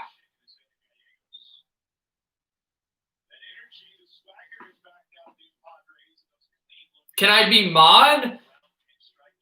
I mean, I don't really know you that much. You just came on the stream, so probably not. I only give mod, but you're not missing out much. I only give mod to people I really trust on a YouTube live stream. I know very well for the YouTube thing. I mean, if you're on here and I really begin to trust you and you go on a bunch of streams, I may put you in mod in the future. But right now, no. Here's the pitch. Swung out and hit hard for a foul to the back. Machado's been doing this strutting, staring thing for some time. He continues to do it. 1-3 in this game.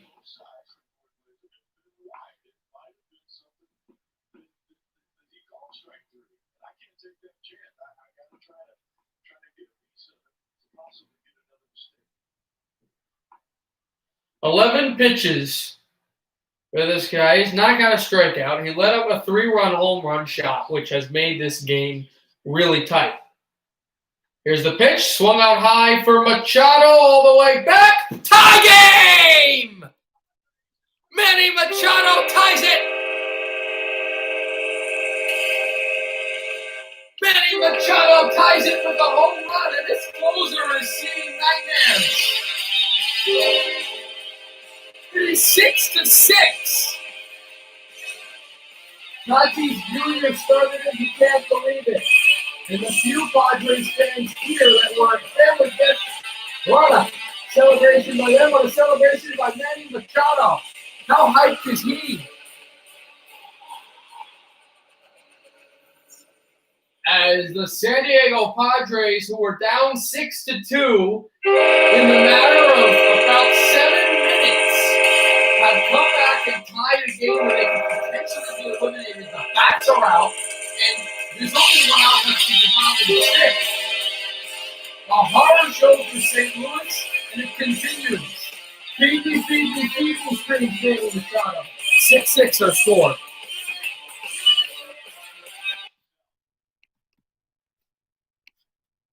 After this, I believe the NFL game's probably back on. But this is fun.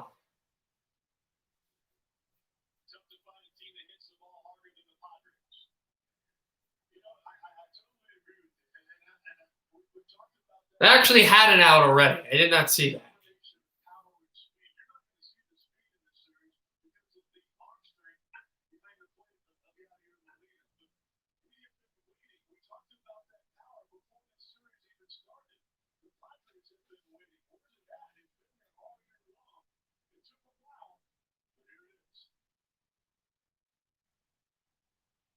Here's the pitch. Low for 1-0. I'll take a look, see if the NFL game is back on. It is back. I actually missed a decent amount of it. I'll be back for that. But we got to see the Padres tie it, so it's 6-6. That's a whole different game.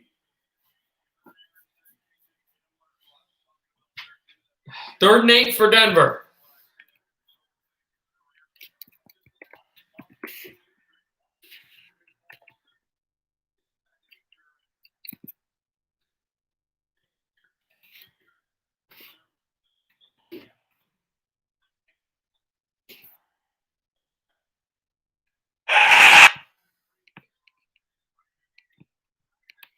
So here is Rippin. Rippin throws a slant. He got it, and then his guy dropped the ball. That was Patrick. Jets pick it up, but it's not a fumble. It'll just be an incompletion. Denver will punt.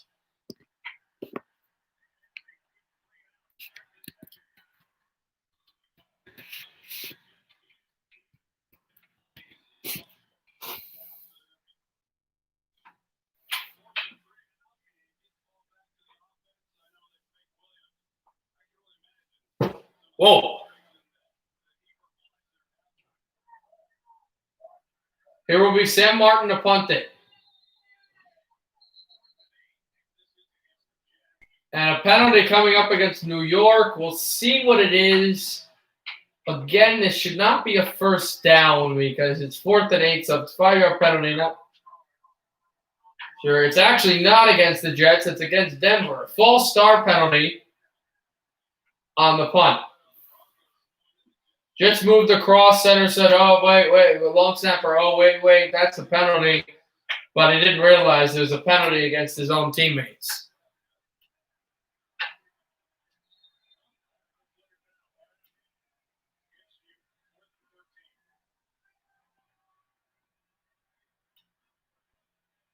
Fourth and 13 for the Broncos. They will punt. Martin boots this ball. It's going to go to around the 35-yard line, 25-yard line. It's picked up by the Jets. They'll get to the 41 of New York. With 13:23 left, thanks to Benners. He took the ball all the way there.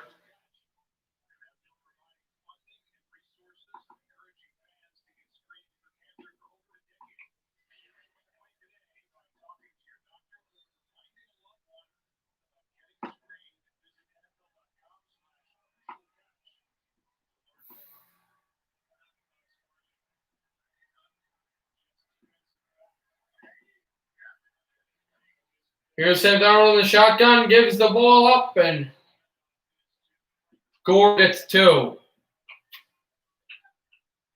2nd and 8.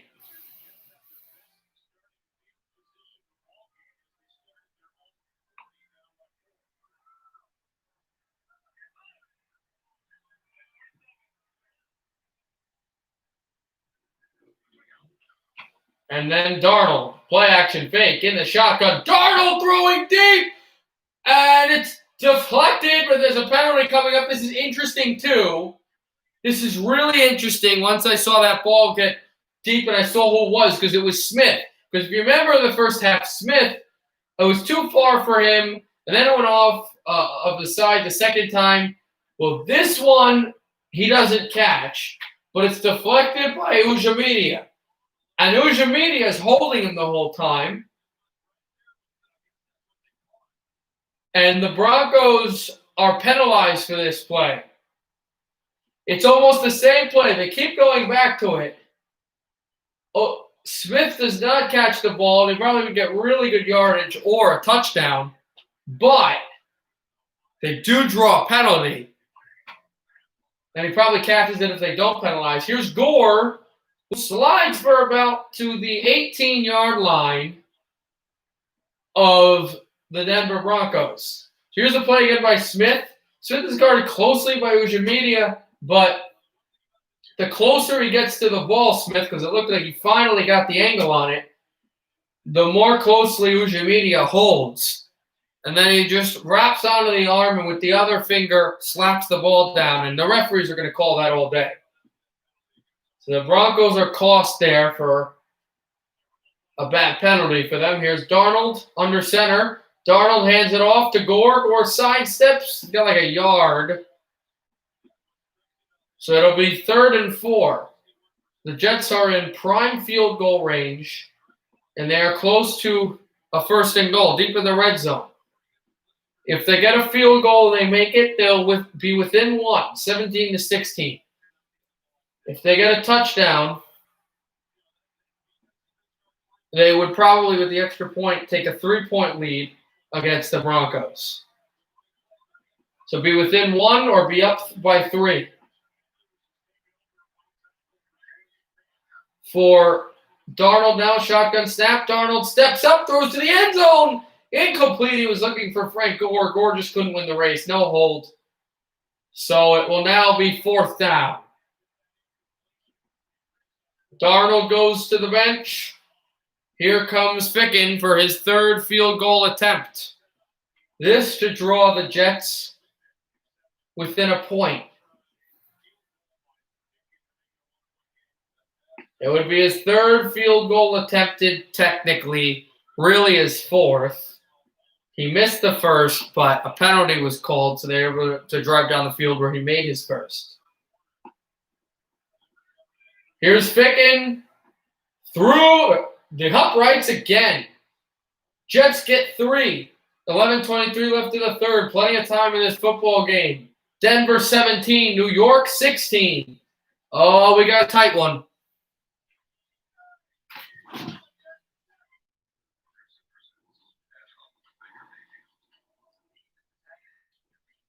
I'll let you guys know about the MLB right now, what's going on with that game that we left.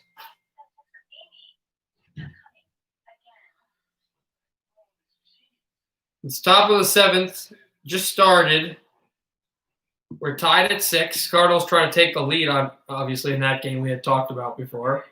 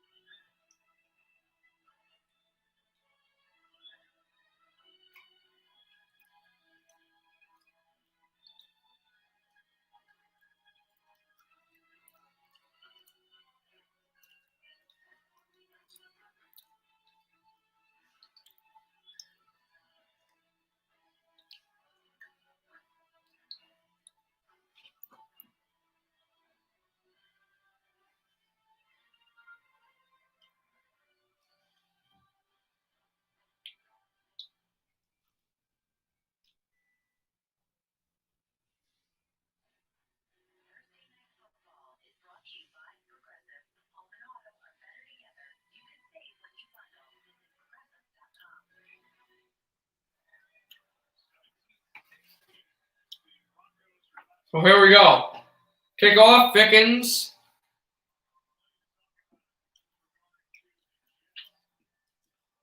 To boot it. He gets the whistle.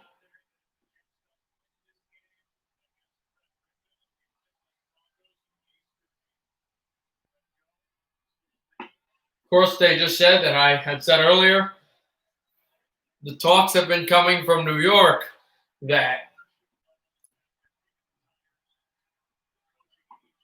if the Jets do not beat the Broncos, then it is very probable that Coach Adam Gase will be let go after a few seasons with the Jets, and they'll be searching for another head coach.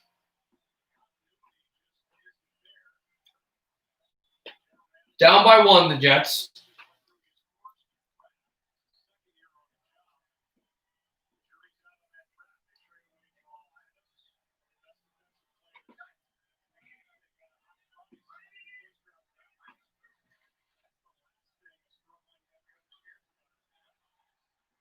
Rippon throws over to Fant, and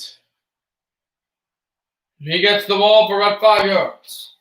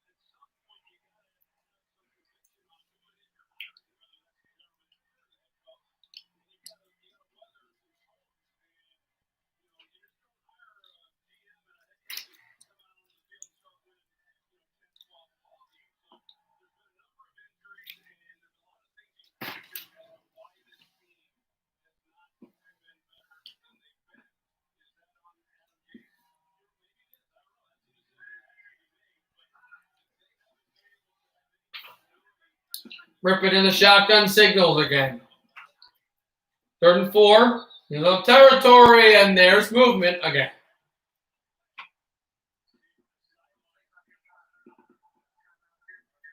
The Broncos actually took their first time out before anything went down.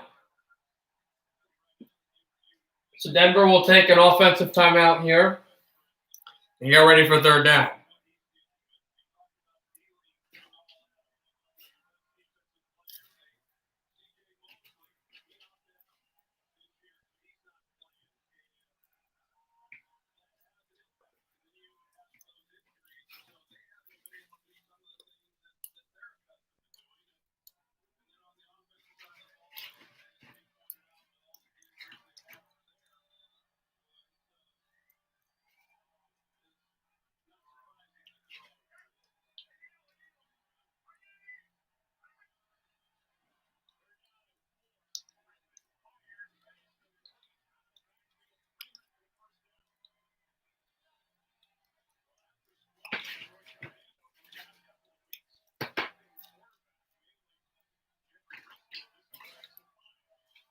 First down as it was Freeman to go get it with the running play.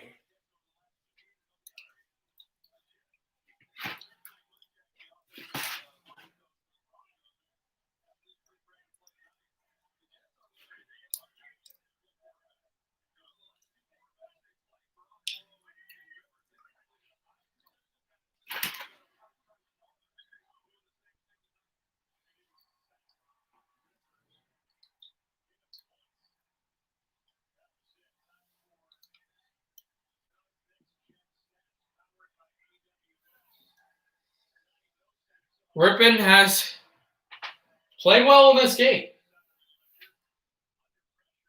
He's 4 of 5 under pressure with 82 yards and a touchdown. That's pretty good numbers for a quarterback that doesn't play too often. They don't believe he is the future, but he has played decent in this game. He has done the things he's needed to do, and he's done them quite effectively. Here's Rippon handoff. And he's got Gordon for a bunch.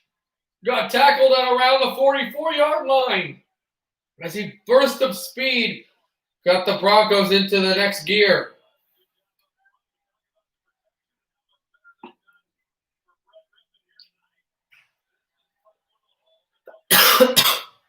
Sorry.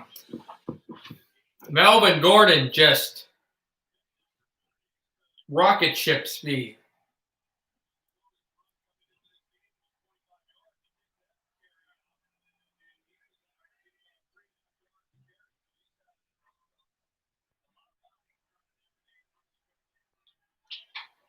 And then brought down for the Denver Broncos there.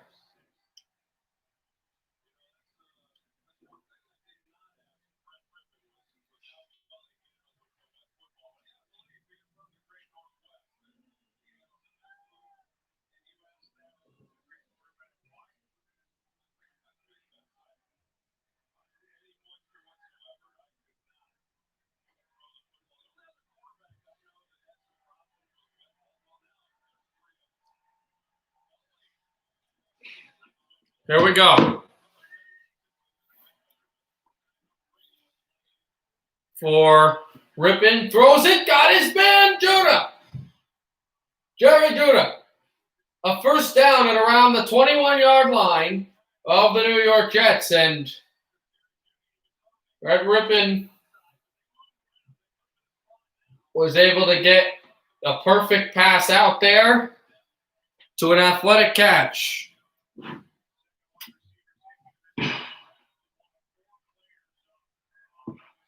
By Judah.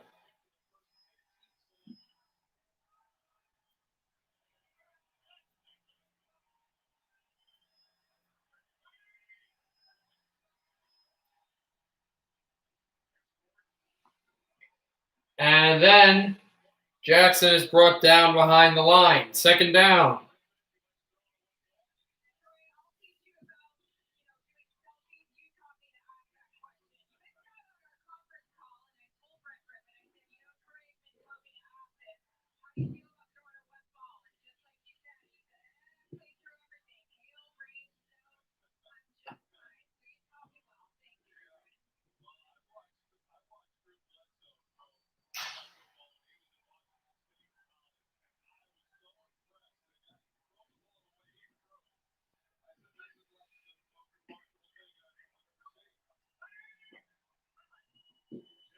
Here's Rippin.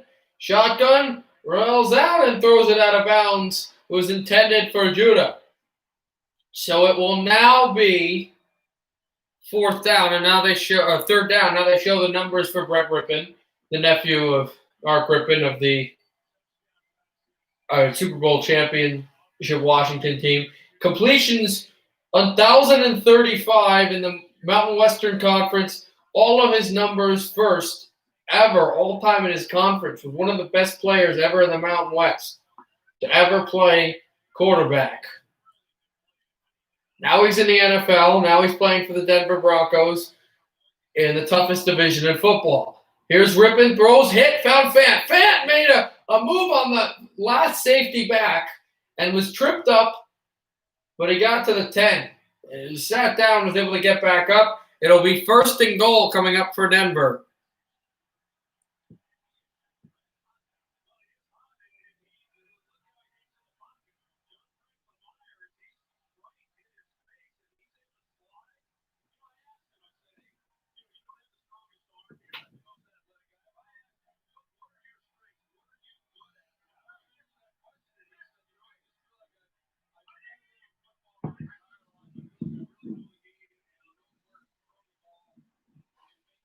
Here we go as this pass is thrown all the way out.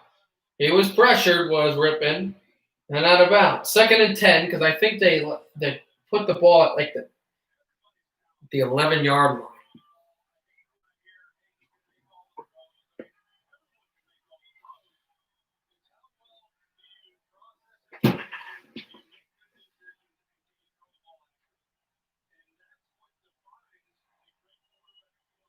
Rippin under center.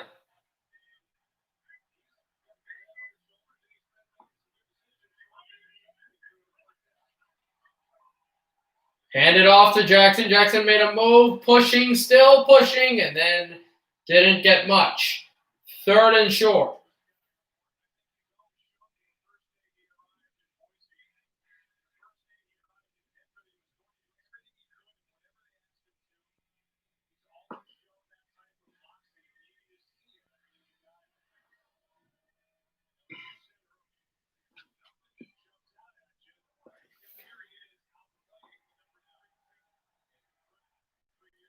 Mark Rippon, they're just showing a quote that he talked about his nephew on how he really was he's been a leader, understanding his place all over his football career. Throws to the touchdown!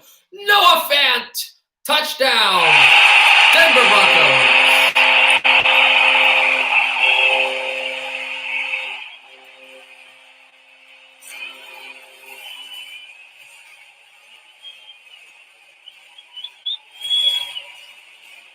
Tim Patrick, an athletic catch, bucket catch, to the back of the end zone, and now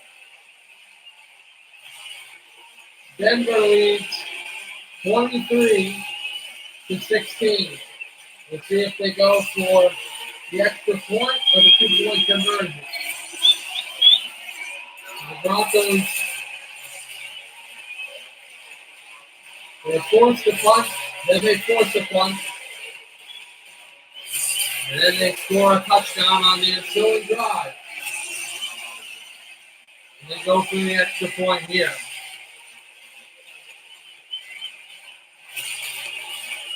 McManus will kick it, score through. And it is 24-16. Little commercial break. Denver 24, New York 16.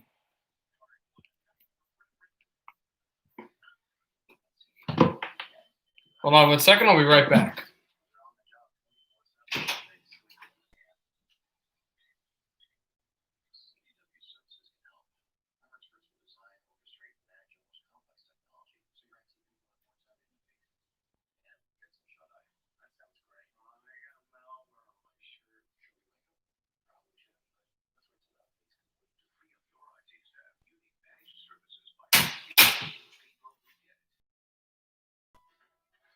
All right, you guys know now.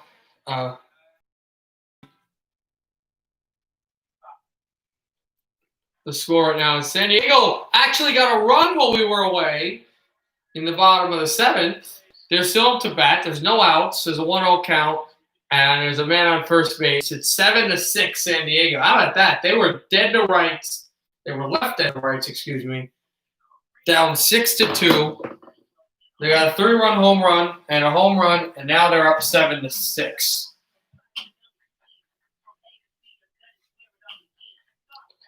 So they will get to the 8th inning. There's a 1-run lead. They're only 3 outs away from forcing the decisive and final game 3.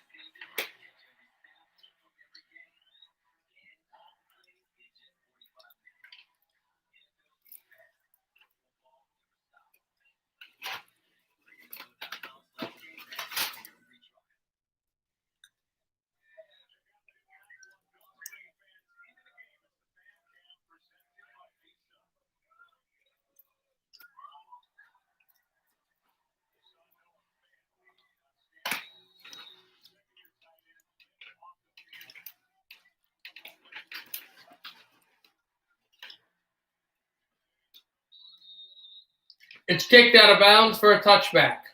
So the Jets will go down the field, and it's actually pretty funny the way things work out because it's still a 1-possession game. They can score a touchdown right now, and get a 2-point conversion and tie this thing up at 24. I think they'll have a decent job doing it. The Jets have been a lot more resilient in this game than they have in the past 3 weeks.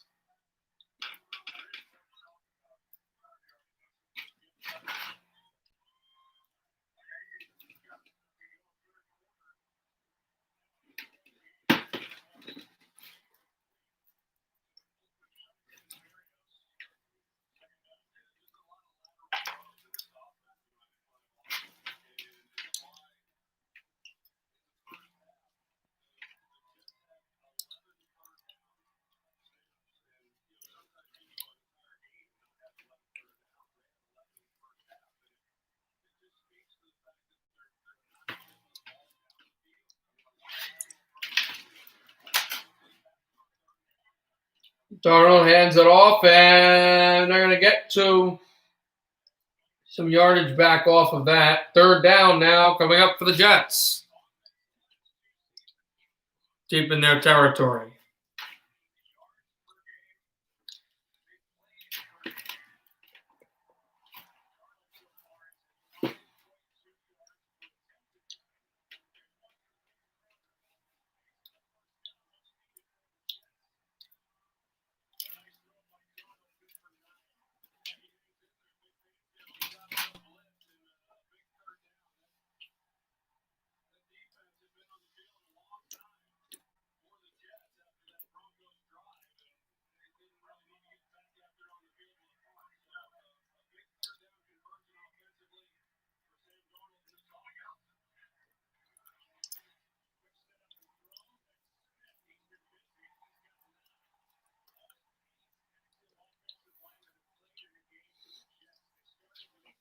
Second down now as the Smith got the first down at second. Darnold in shotgun. He hands it off close to the first down marker, and 2nd and 1 will become, I believe, 3rd and 1. Just trying to see if this is a first down. They'll measure the ball here.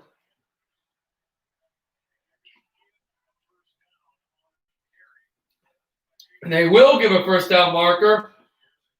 And here comes a rain pour in New Jersey. The camera is wet with the precipitation, and it is starting to pour here. Although, shouldn't be too much of a problem with the gameplay. Here's Darnold, who hands it off over to Gore. Gore, did he fumble? No. He just got slammed down as he lost an edge.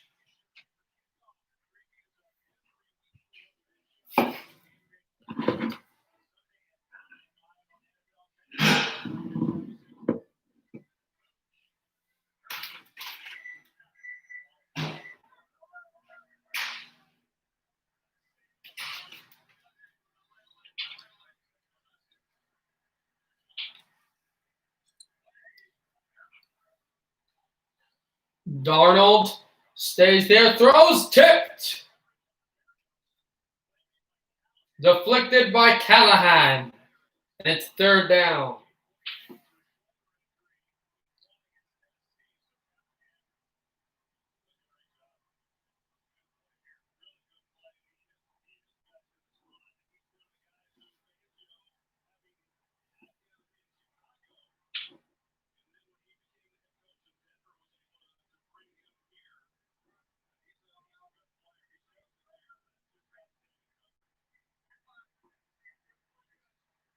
.150 left in the 3rd.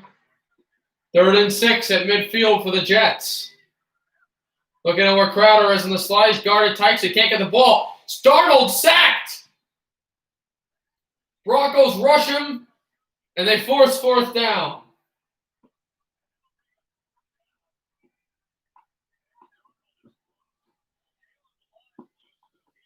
They had the coverage, and that is the reason why this partial blitz worked. Partial blitzes work, and they're really effective when there is a blitz, when there's coverage. Here's man for the punt.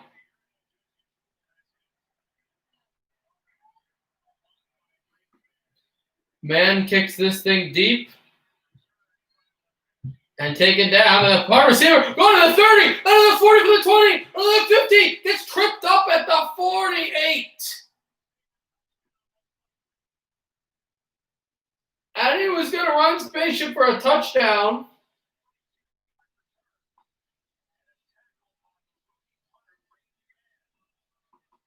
The punter tackled him. Oh, I didn't see that part. Man actually went in and demolished the returner from the legs. That was right in the ship.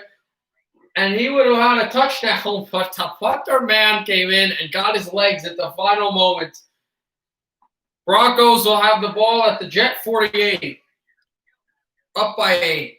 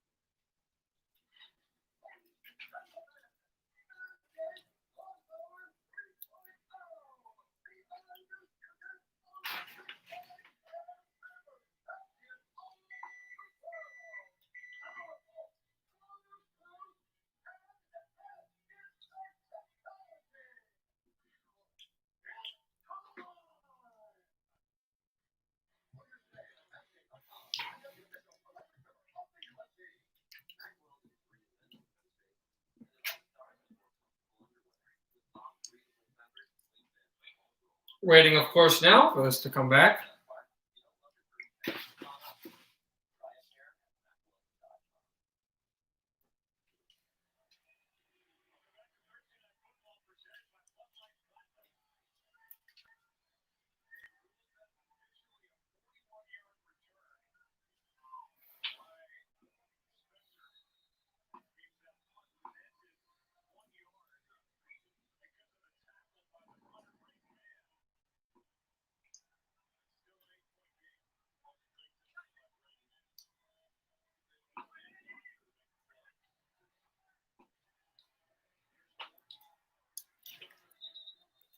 Here, handed off to Jackson, and he got a few.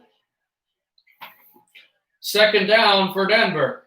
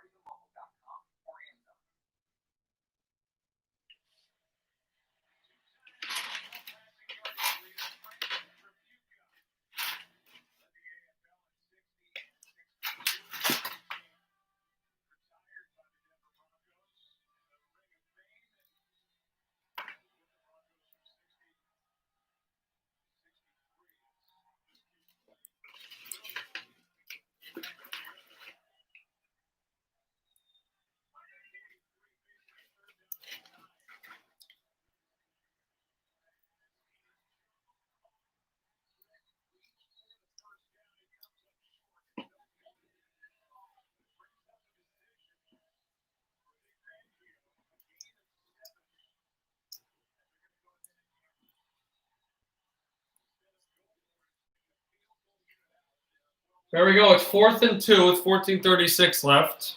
All right, nice to see you back.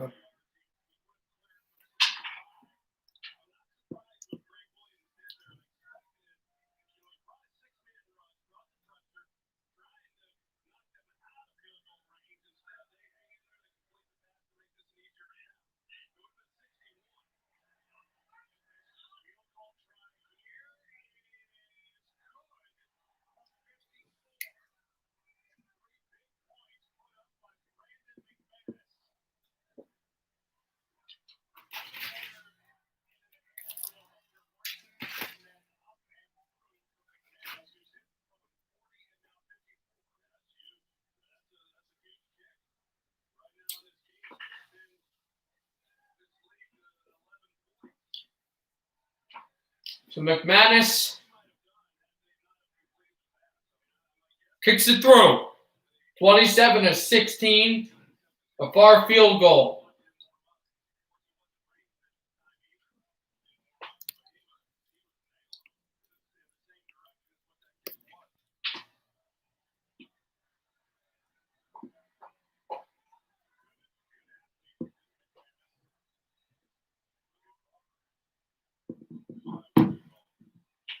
Now the Jets will get the ball back. They're down 27-16 right now.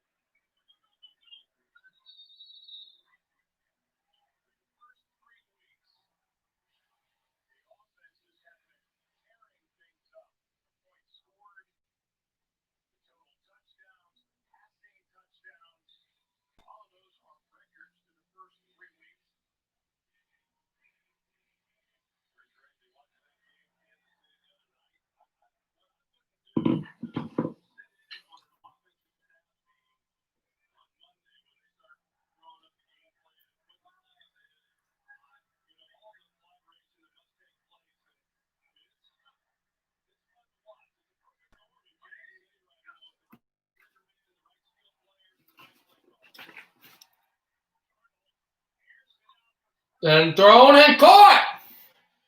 The Jets get it. Jamison Crowder, a Moss catch by the sideline. I missed it, but he came right through at the 38-yard line and just got a huge catch there.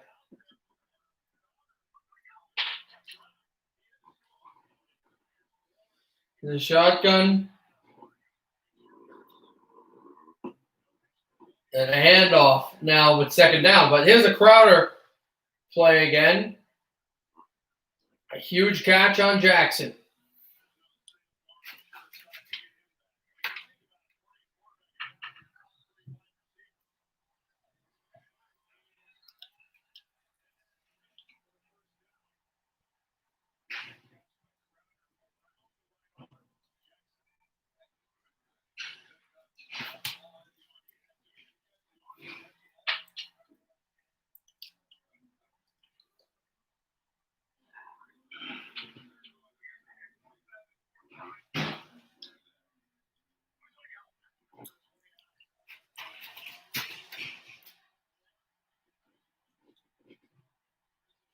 A first down for Gore.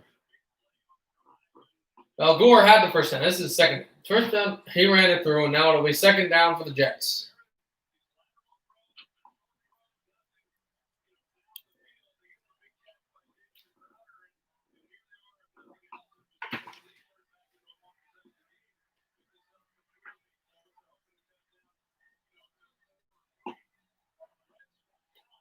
Because Darnold throws to the sideline, and it's out of bounds. He was going for Crowder.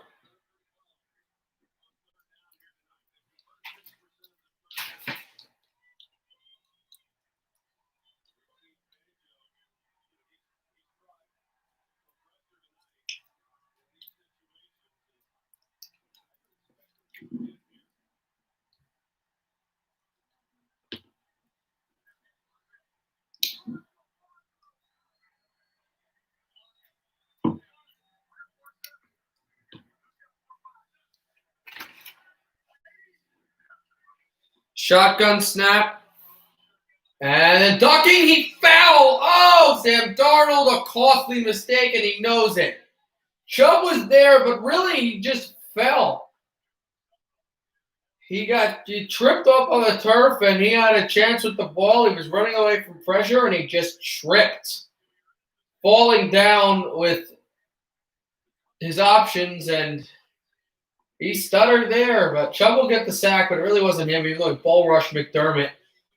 So the Jets on third down just completely implode. They're going for a long field goal for Fickens, who's been really the only great player for the Jets here. And Fickens will sneak this ball through the uprights. A long field goal, 54-yarder, but his fourth made of the day. And the Jets are within 8. Kicking back to Denver, 11:44 in the fourth quarter. Broncos 27, Jets 19.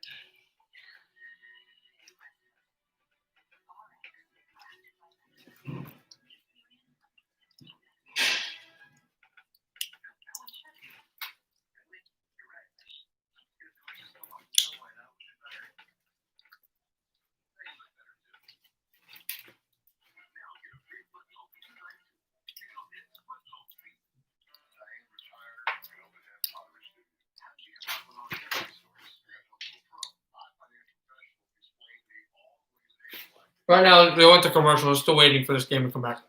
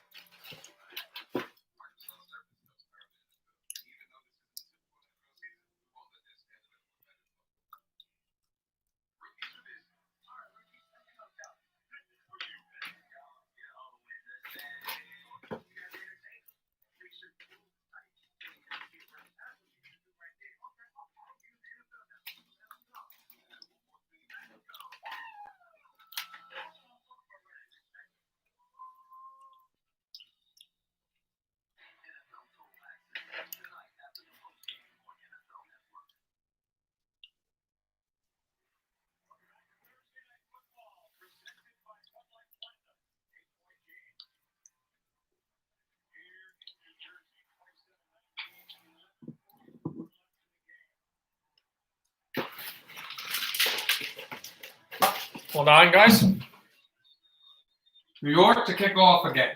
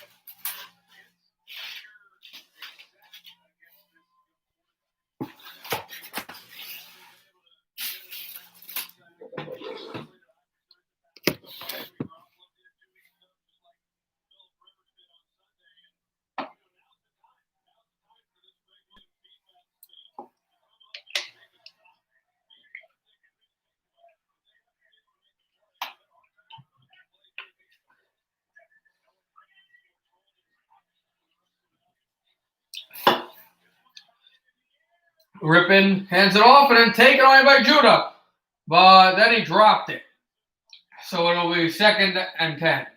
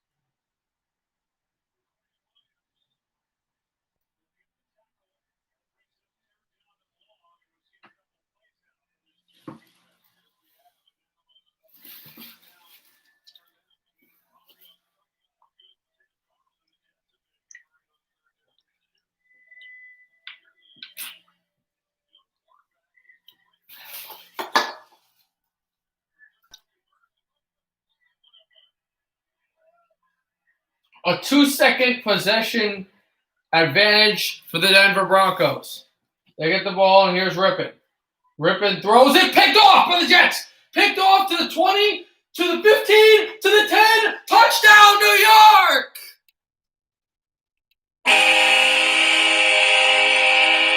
Pierre Deschier. The Jets are a 2-point conversion away from tying the game.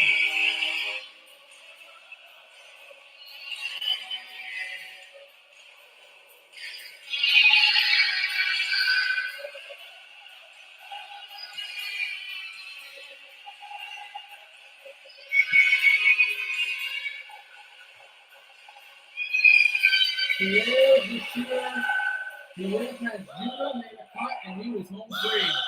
And so the Jets' first pick six of the season. And it comes after a quarterback pressure. The first huge mistake Rippon's made all night, and the second interception he's made all night. Here, they are going for two. Darnold rolling out. Darnold pressured. Darnold waiting, throwing out, and tipped out of bounds. They do not get the 2-point conversion. He was looking for Balaj, the running back. Darnold has keyed on for running back a lot. But Denver is within 2 points. Pierre Deschier pick six with 10:45 left. New York only trails by 2.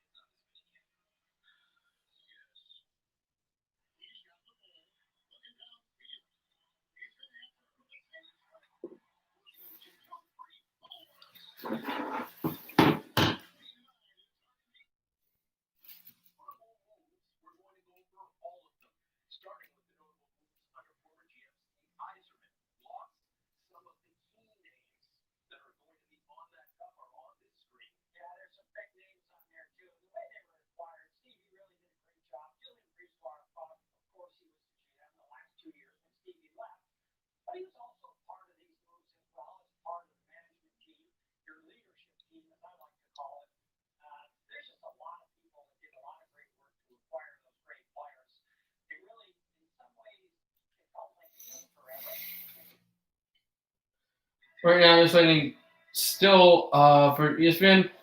And up. The Cardinals came back a little bit. They got 2 runs back. They've got 8 runs, but the Padres are up by a run in the bottom of the 8th.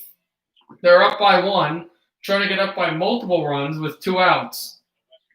They're 3 outs, no matter what, away from tying the series.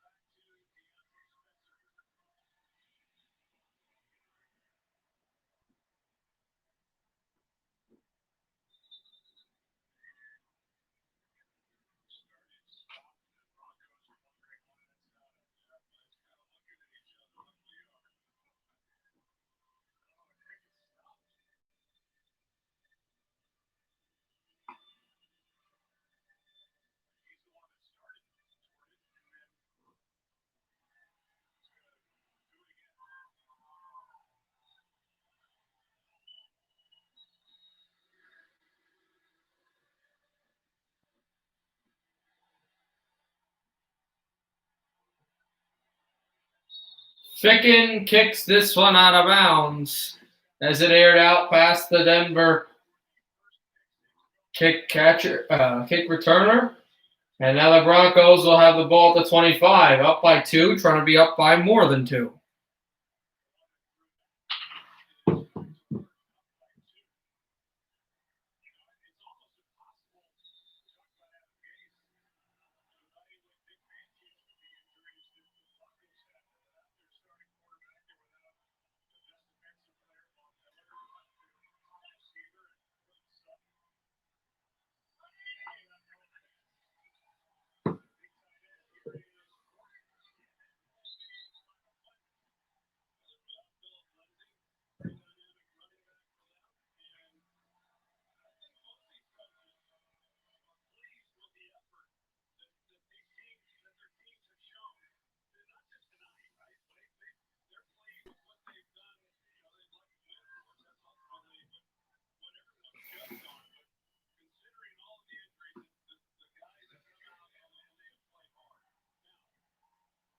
Ten left in the fourth.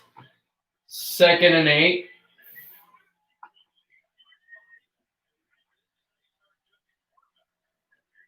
Then thrown to the screen and taken by Jackson, who hurdles and gets plastered after the first down. But the Broncos do move the ball.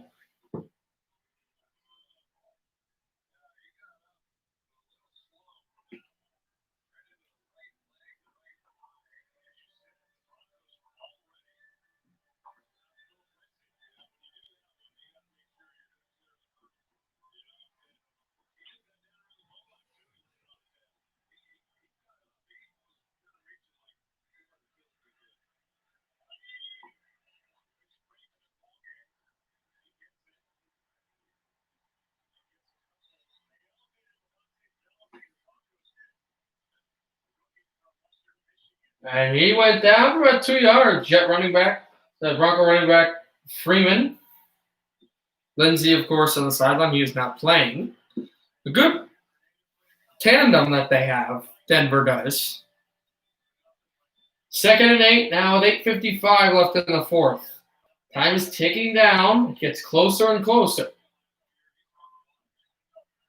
There's Rippon now in the shotgun.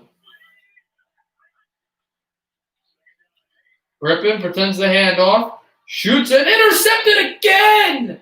He threw it to the sideline. It's the 3rd pick of the day for Rippon. He started to unravel in this 4th quarter.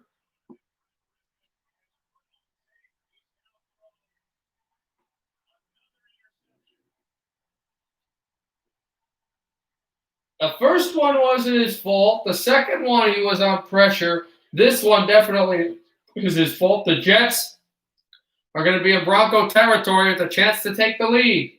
They trail by 2, but they're getting the ball.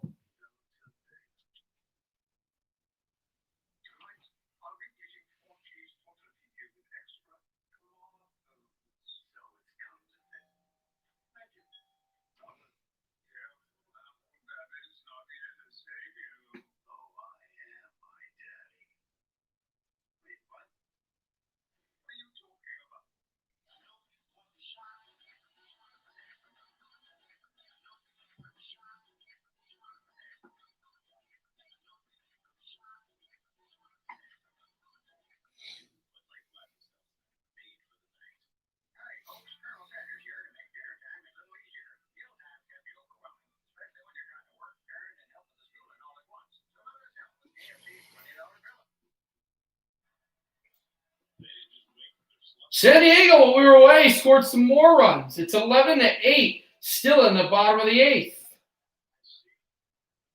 Another home run. This team just scores at will.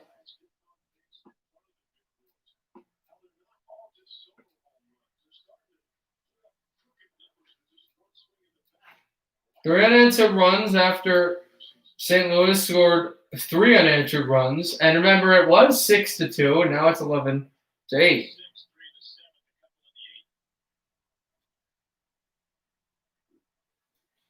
0-2 count. 2 outs. 1-2 count.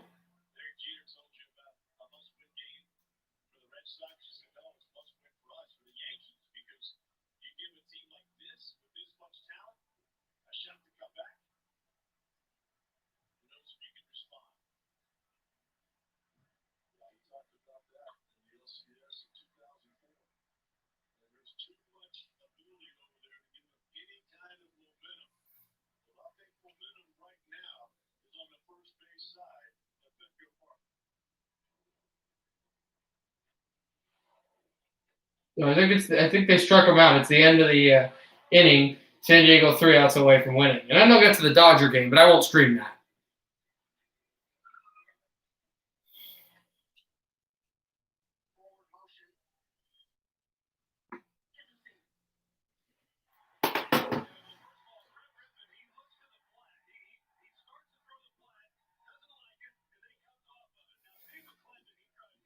The play action fake, and then they're showing the interception again.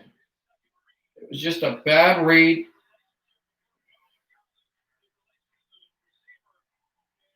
And a bad sight line as this ball is caught. Threw it to Smith.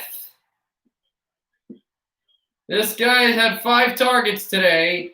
He did catch a short one. He catches a bit of a longer one, but not a deep bomb, but it's close to where they need to be. 29-yard line of Denver. Jets hand it off. Gore a yard. 2nd and 9. A Jet field goal would take the lead. 7:38 left in the fourth. Broncos 27, Jets 25.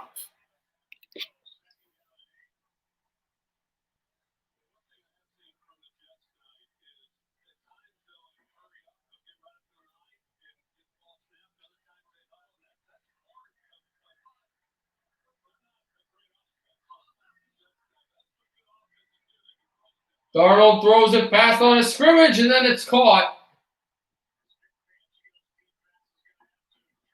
We're at the tight end, able to move it through. 2 timeouts remaining for Denver, all 3 for the New York Jets. And the team that's led both times at significant points of the game, usually, interesting fact, have the advantage in timeouts. That's how the cookies crumbled in this game. 3rd and 5.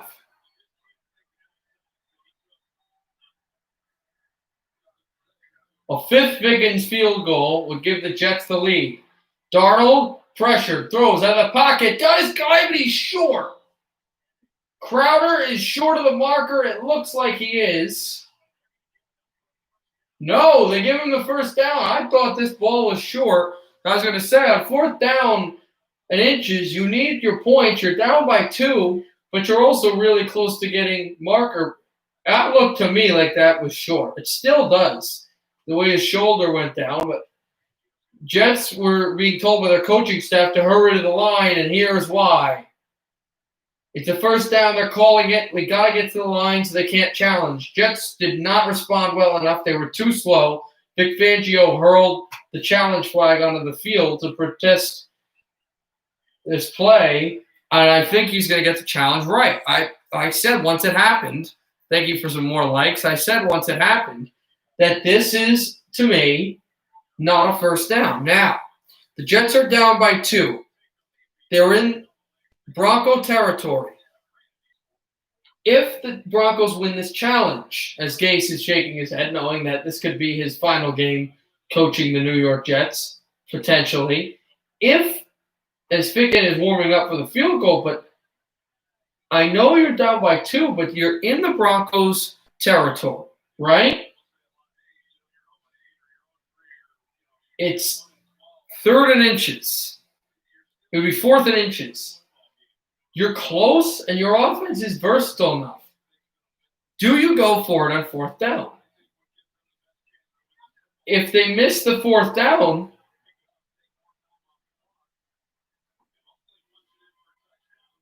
do you miss it, right? The Broncos will get the ball, but like on their 29. And you just try to make a run at it, get the ball back and score if you don't get it. If this is, of course, not a first down. If it's a first down, no fear. But I think the Broncos will win this challenge, and the Jets will go for it on 4th down. And this defense hasn't been the stoutest all night. So I would, frankly, do maybe an outside run with Balaj or Frank Gore. Jets have a lot of options. The best option for the Jets is if this first down stands, although I don't think it will.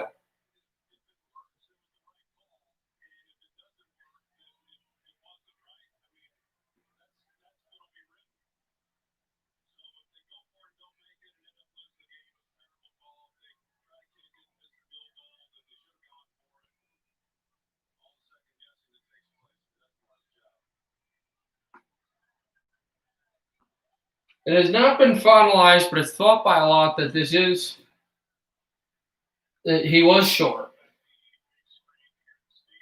Let's show it again. To me, the shoulder's down before the ball crosses the first down marker. The marker was at, I believe, the 18-yard line of Denver. So if this is fourth down and they don't make the first down, you're in more of a debacle than I thought 29-yard line. No, they would be at the around the Broncos would be at the 19th, at the 19-yard line. Rippon's already got his gear on because the thought is potentially fourth down.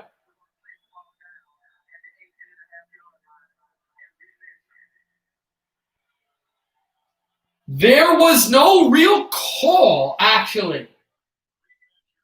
They never said it was a first down or a fourth down. They said they're going to put the ball at the 18.5-yard line and pull out the measuring tape or the line, whatever they use. So that's what this game will be measured under, quite ironically, with 6:04 left in the fourth. A lot of people didn't care about this game because of it's two unsuperior teams, not very good football teams, but very important how this game is extremely important for both teams. One of them with a win kind of gets back into the season. The other is in dire straits with 0-4. So they will measure it now.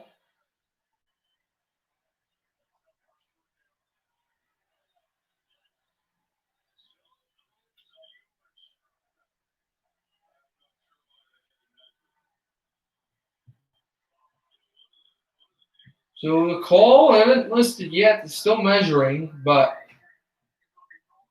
it's fourth down. As was expected, it's fourth down. So the call is reversed. And Figgins is on the field. Wow. They don't go for the 4th and inches. They're afraid that if they get the ball back to Denver, Denver will hold it the whole time. So I say, if we can get a lead, let's get it now. And I think it's really because of Gase. He doesn't want to – I think usually most games he would have trusted his quarterback, but he's shaking his head. He's like, I'll trust this game under Sam Darnold, but I don't trust my job. Well, you try for fourth down and you don't get it, and then they lose the game, and he loses his job because he makes that one call where he believes his kicker will get it done. 4th and 1, 36-yard attempt. Here's the kick. 5 for 5. Sam Figgins. 28-27 New York. With 6:28 left in the fourth. And Denver will have that time until the field goal and then touchdown and take the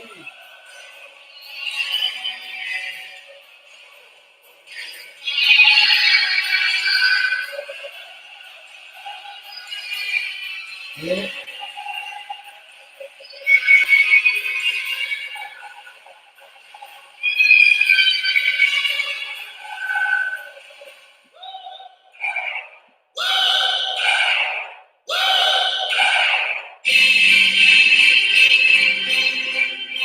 Ripple get ready.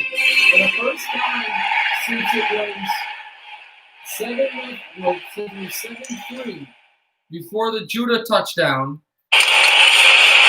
Sorry. Before it was the Judah touchdown, the Jets lead Denver.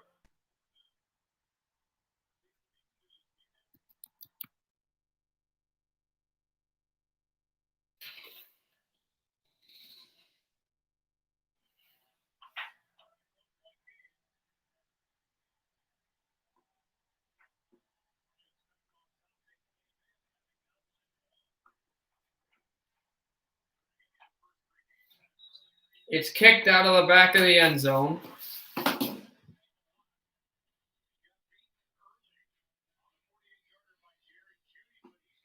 And it will be kept that way.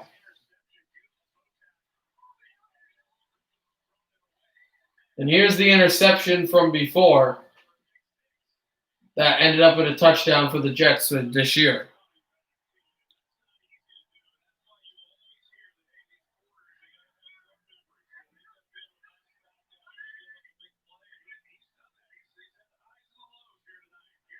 A handoff is just smothered by the Jets.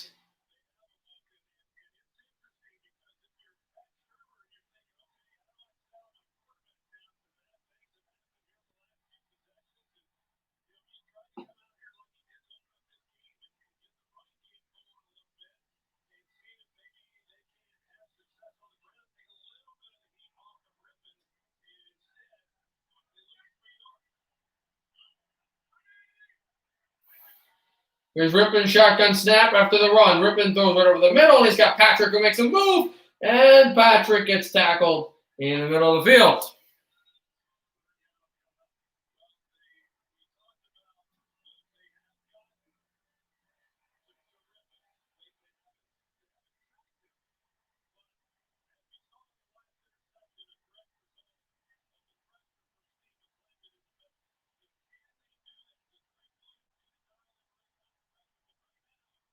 .5:18 left in the fourth. Jets in Denver. Rippon in the shotgun. 3rd and 5. Trying to get to around the 36-yard line. Rippon is sacked. But a flag is down right after the celebration. But it probably won't be because of the celebration.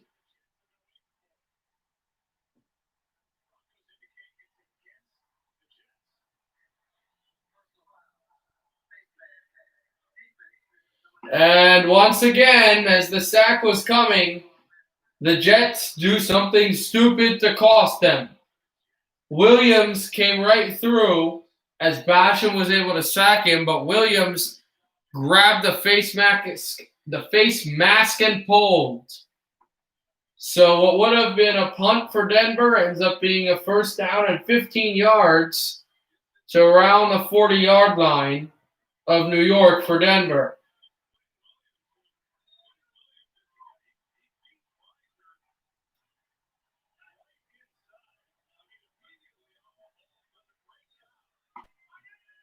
.98 penalty yards allowed by New York, and here they go for Gordon for a few yards, close to the 50-yard line.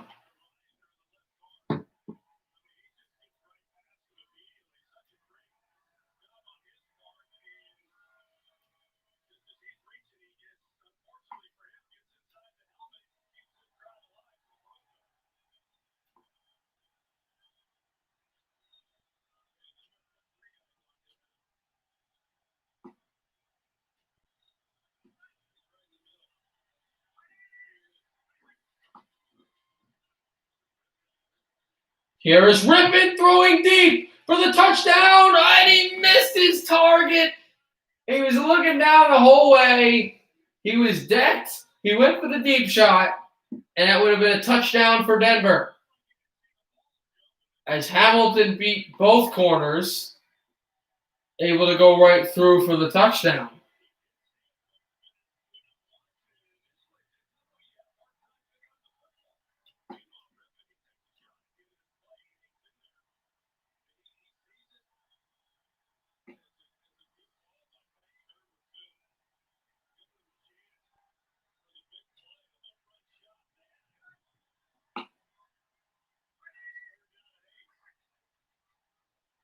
Here's Rippon, shotgun snap again, throws to the wing. This time he gets Patrick with both feet down to the sideline.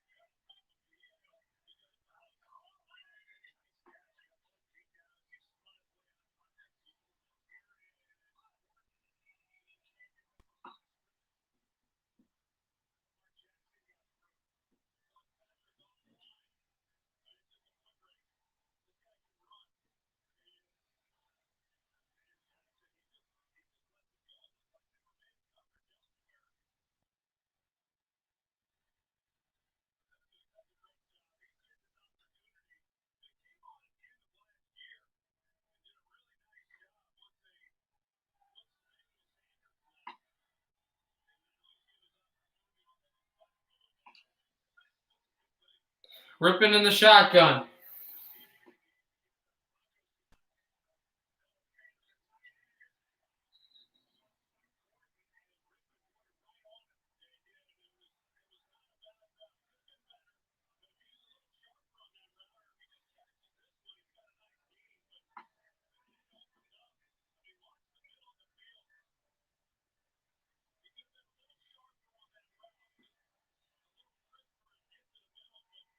Ripping right over the middle for Gordon.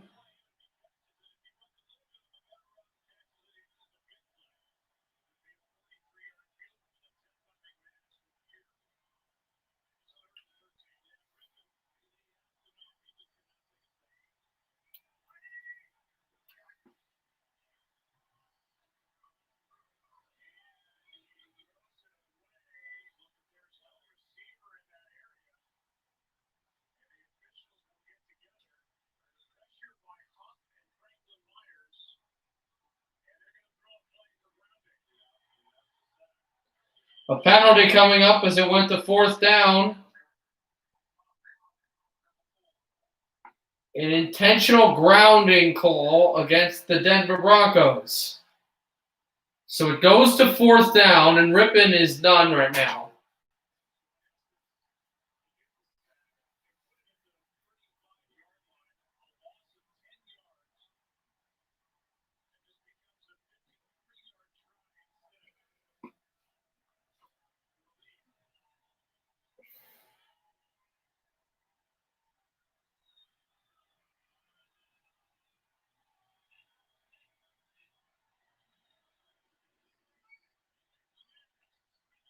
And the field goal is good.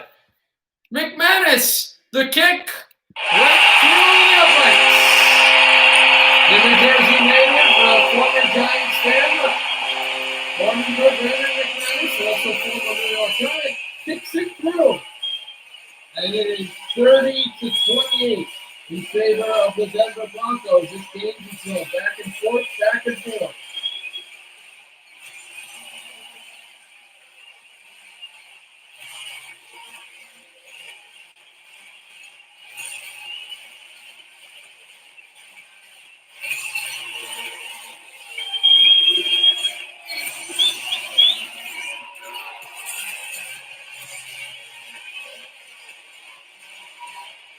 So the 3 left, McManus, beautiful.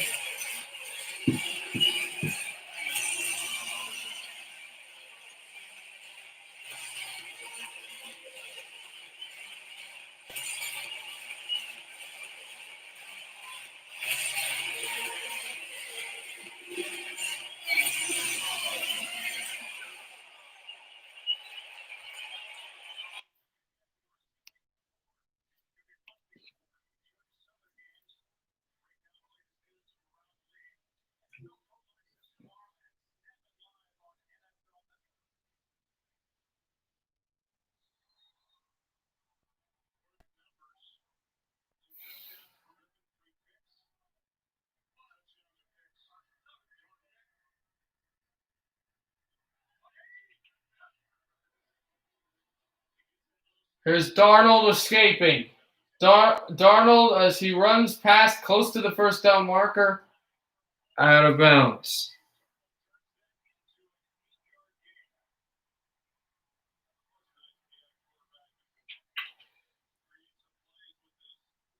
Haha. All right, man, Josh. I've just been announcing on Discord too. I don't know if you see, Josh. I've been saying that I'll be doing NFL and NBA games as Hogan drops it. Just I'll be doing. Oh, thanks, TS Forever. I'll be doing every Thursday night and Monday night game, and I will also be doing every NBA Finals game except for Game 3 because I have a show I have to do a radio show at Game 3. So I'll be doing Game 2 tomorrow, Game 4, Game 5 if there is one, Game 6, and Game 7. No, not Sunday Night Football. I won't be able to do Sunday Night Football because it's the same thing as the NBA game. It conflicts with a radio show I have to do every Sunday. So I won't be able to do Sunday Night Football. I'll do Monday and Thursday. Every Monday and Thursdays. Crowder catches it, and it's there. Not happy you're an Eagles fan. I'm a Giants fan, actually, and Texans. But I'll do if your Eagles are playing Thursday or Monday at all this year, then yes, I'll do them.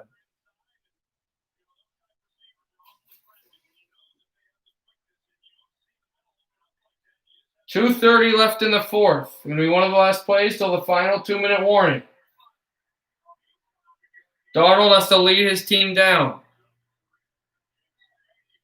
Just got the follow. Thank you. Darnold stepping up, throws it over the middle, and he's got a man right down there. But he dropped it. It was Heard in the fifth. 2:14 left.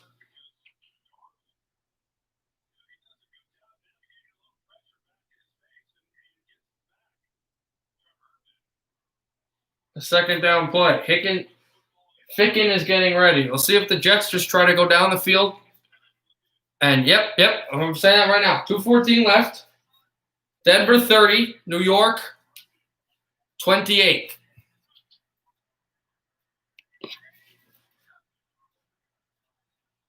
Here's Darnold throwing it there, and he's got Belage for a third down now, third and short, as he high-stepped out of bounds. 3rd and 3, Ficken's getting ready, but they won't be there probably till after. His field goal range sits at the Denver 37. They are currently at the 50-yard line. 13 yards to go till they get to the field goal range number, as this is tipped out of bounds. It was Bowsby. It is 4th down. The Jets have all 3 timeouts and the 2-minute warning coming. So, and he tried to pick it off. So they will definitely punt here. I think the Jets will try to get a punt. I know. Oh, Cardinals did lose. What just happened? The Jets went for 4th down and Chubb sacked them. Darnold went for it on 4th down. The stupidest play the Jets could have made. It was a bad offensive decision. They should have punted the ball. They had 3 timeouts. They didn't punt the ball. They went for it. A bad snap. Darnold gets sacked. And at around the New York 46, the New York 46 is going to be where the Broncos are going to operate. 2-minute warning. Denver 30, Jets 28. Oh, wow. 35 Cardinals jersey. I've not missed a Cardinals game in 5 years. Oh, you're a super fan. Okay. I was watching that game. That was insane. You guys were going to win, and then you let up some big home runs.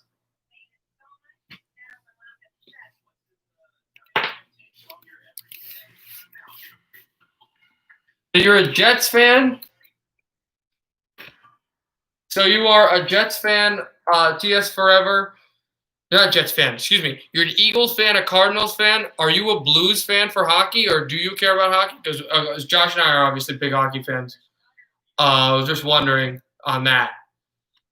I am a Giants and a Texans fan for football. I like the Devils, Canucks, and Red Wings for hockey. I like the Angels, and I like the – you are a Blues fan. Okay. Yeah, Josh and I were both pretty happy when you guys lost. Sorry. As I said, Devils, Canucks, Red Wings fan. For baseball, I'm a Mets and Angels fan. For basketball, I'm a Knicks and Trailblazers fan. And for soccer, I'm a Red Bulls and Minnesota FC fan.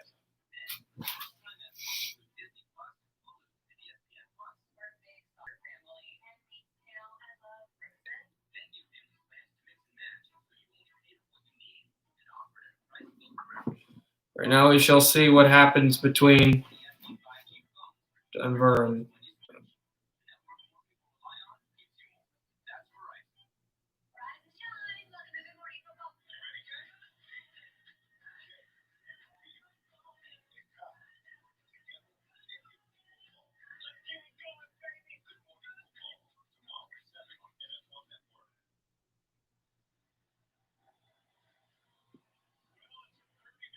I don't care for the Eagles that much. I live in St. Louis. I'm 35 and 40 Blues. You're a big St. Louis. Okay. I will tell you that my favorite XFL team, even though I'm from New Jersey, I kind of don't really care for some of the New Jersey teams, are the St. Louis Hawks, whatever they were called. I did see some of the XFL games between them. As it's taken for a touchdown! Melvin Gordon ran it through. Good night, New York. Battlehawks, yeah, that's the XFL team as well. Melvin Gordon, the former Charger, his second touchdown of the game. Good night, New York. Denver 36. New York 28. Sam Darnold's faces of every Jets fan right now. Disbelief. There was a pile. Gordon felt it. He ran the other way. His quarterback made a block. He made a juke. He was gone. Denver is going to be up 9 right now. If a made extra point is there. 20 Battlehawks jerseys. Oh my God. Wow, you're looking at me. There you go. What's your favorite jersey, man?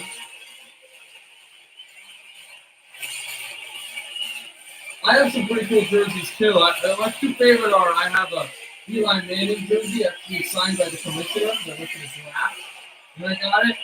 And I also have a Marty Brodeur jersey signed by every player in the 1995 Stanley Cup Final New Jersey Devils Hockey Club.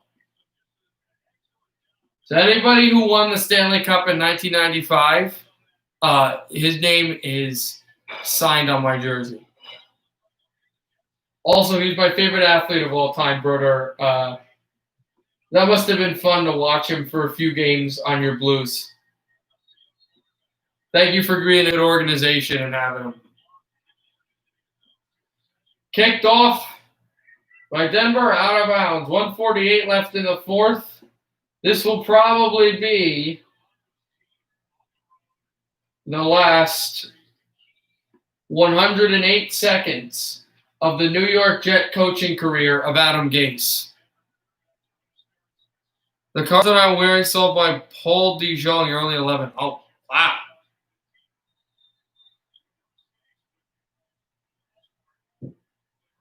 Yeah, I don't have as many hockey jerseys as I'd like.